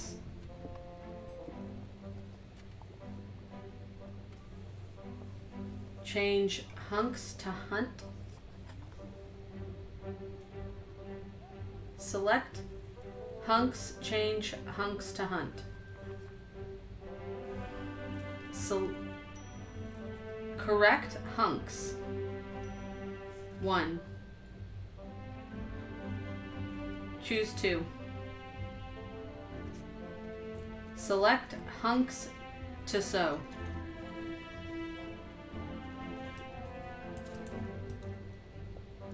Delete.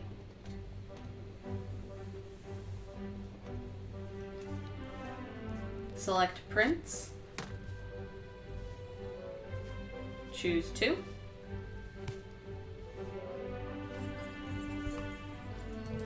Period. He is going to meet a young boy who he thinks is poaching. Period. He is going to capture the young boy, but get himself into some kind of trouble, where he is under attack by an unknown force. In parentheses. Select in parentheses. Parentheses. Select parentheses. Open parentheses.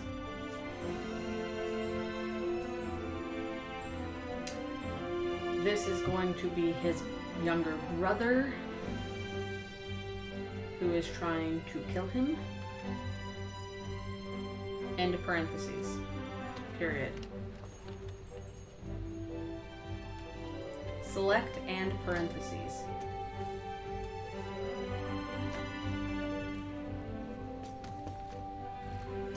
End parentheses. Select and parentheses.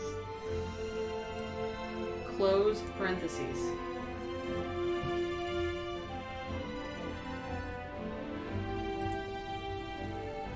New line.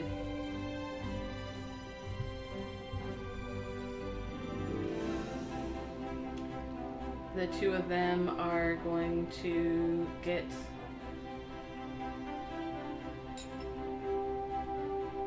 in a life or death fight situation between them and the water. They're going to jump into the water together. And she is going to save him from drowning by pulling him up on shore. Period. There, she is going to escape into the woods,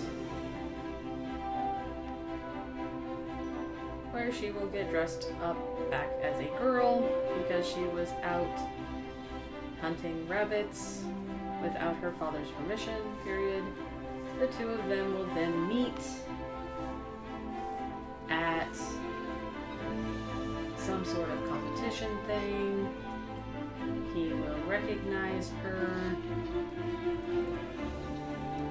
/ fall in love at first sight, period. And offer her father for her hand in marriage, period. Since her father is a nobleman and he is the crown prince, he will agree, period. And he will give her his ring as a sign of his commitment to her, period. New line. Then news of his father's sickness will hit the hunting party, period. And the whole royal court will have to go home, period. There, the father will ask him to marry his second wife, period. He will agree in his grief, forgetting about our main protagonist. Period. New line. Then we will have the wedding ceremony between him and his new wife. Period.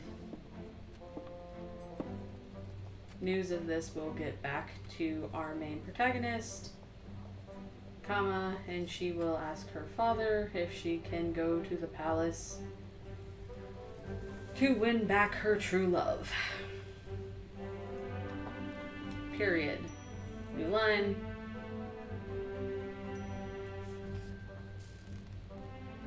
On her way to the palace, they are having a competition for the wedding, in which archers from all around the country compete for a spot to be the head of the prince's hunting party. Period. She is traveling as a boy so that she doesn't get accosted and get sucked up into the competition. Period. She wins the competition.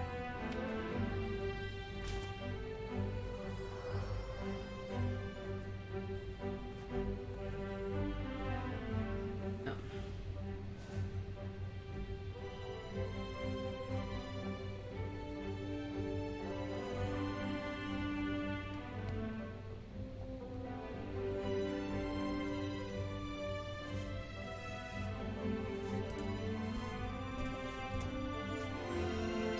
When she gets to the palace, she is denied entrance, comma, but there is a competition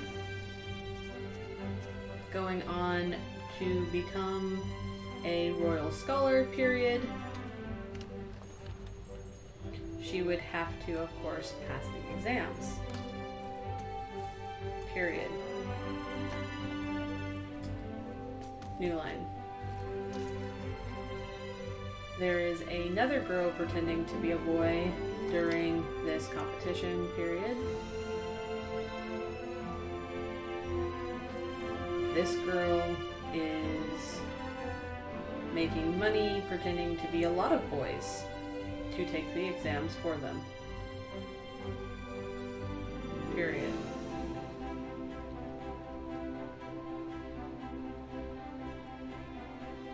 There is also a third girl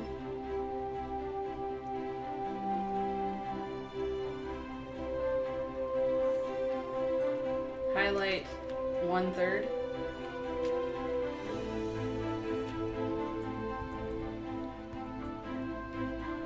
Correct, 1/3.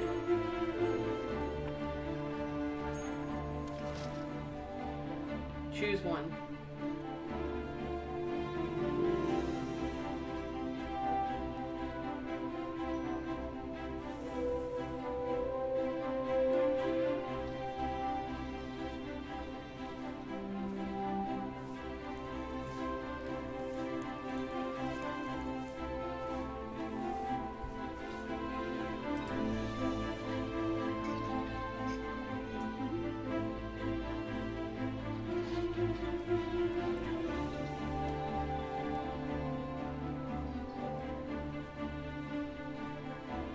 Comma.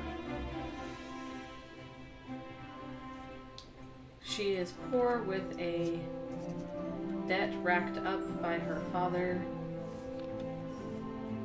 Period. And she is sold into being a eunuch. Period. She is going to be our servant who serves in the king's palace.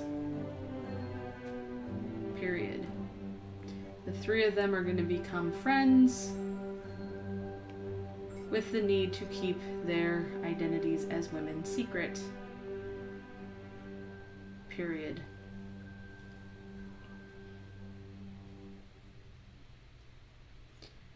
Ultimately, she fails to enter the palace as a scholar, comma, but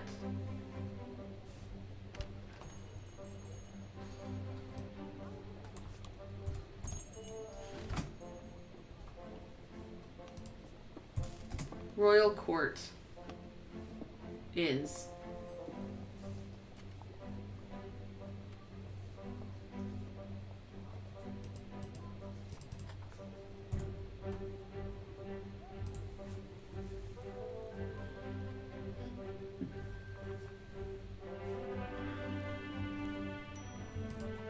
and gains a place in the court as the head of the prince's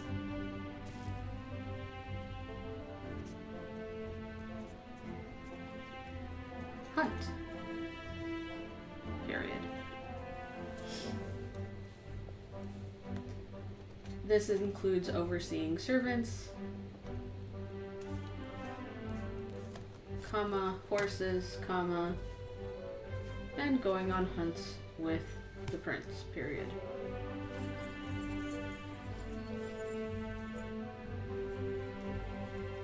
New line. The prince has a long-standing friend known as the Tiger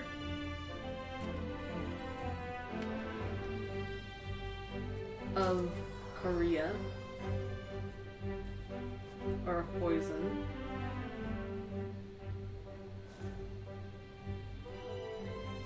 Correct poison. Spell that. Jeseon.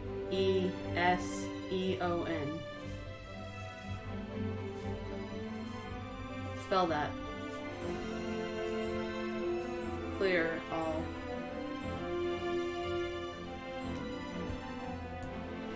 Joseon.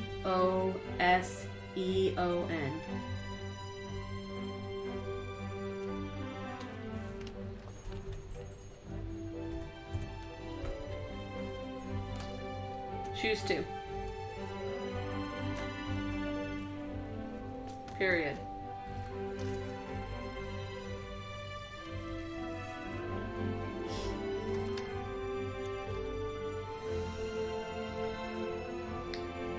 He's going to be smart, comma, good with the sword, comma, and a secret assassin of the upper class who is protecting the prince, period. Because why not? Period. Select parents. Choose one.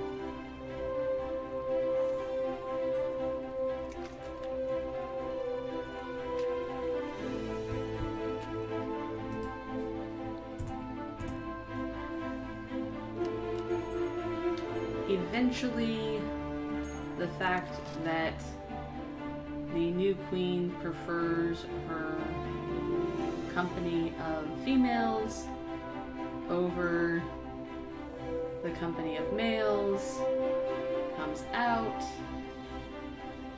period, and all three girls are found out, comma, and made into concubines for the prince. Correct for the prince. Period. Select or. 2. Spell that. F-O-R. Choose one.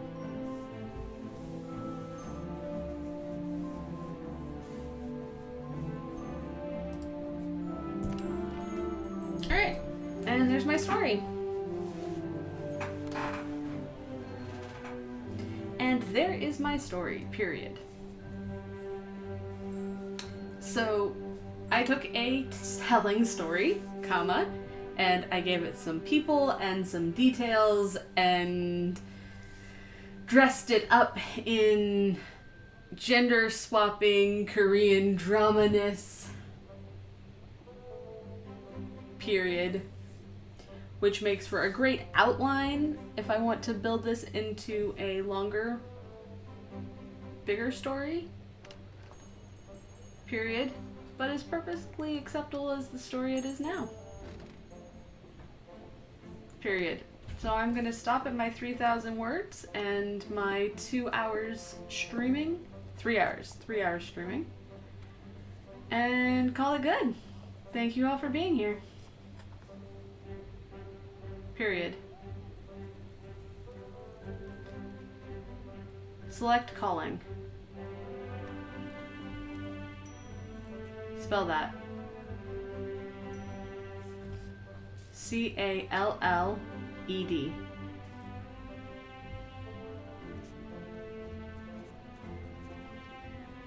Choose one.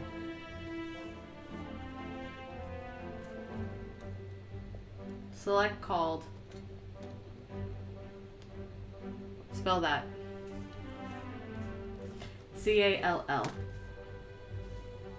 Choose one.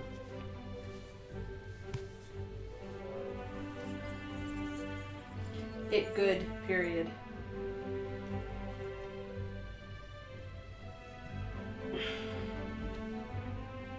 Select by.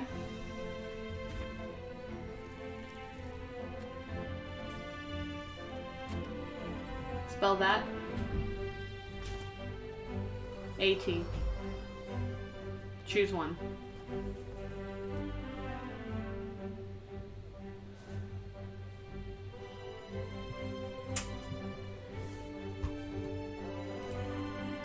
Thank you all for helping me train my dragon today.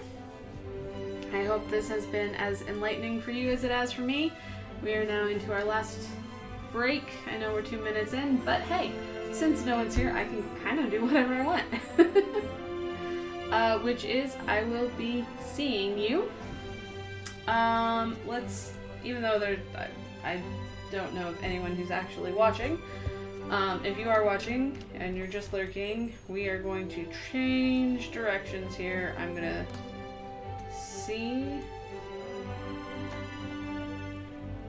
go into Twitch and see if I can't pull up. Alright.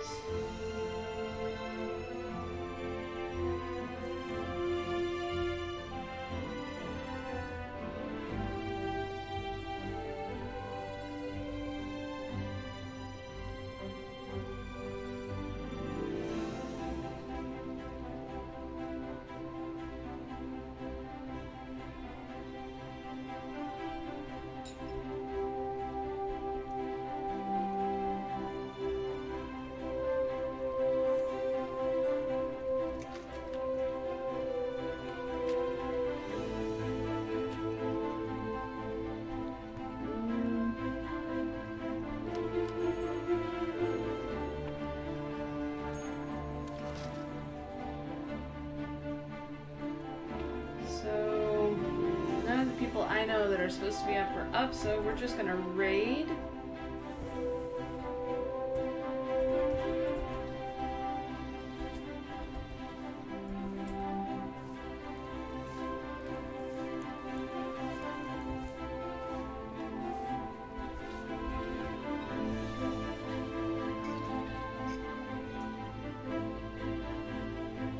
Someone who I know is writing right now, so that's cool. That's why I follow other writers. So if you're a writer and you want me to stream into you if we don't have people up for 31 stories in 31 days, or if I'm not doing 31 stories in 31 days, hit me up on Discord. I am happy to add you, and because I like reading people.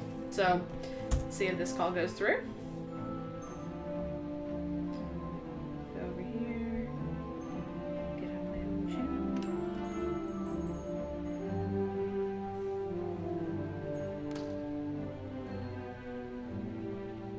Let's do this.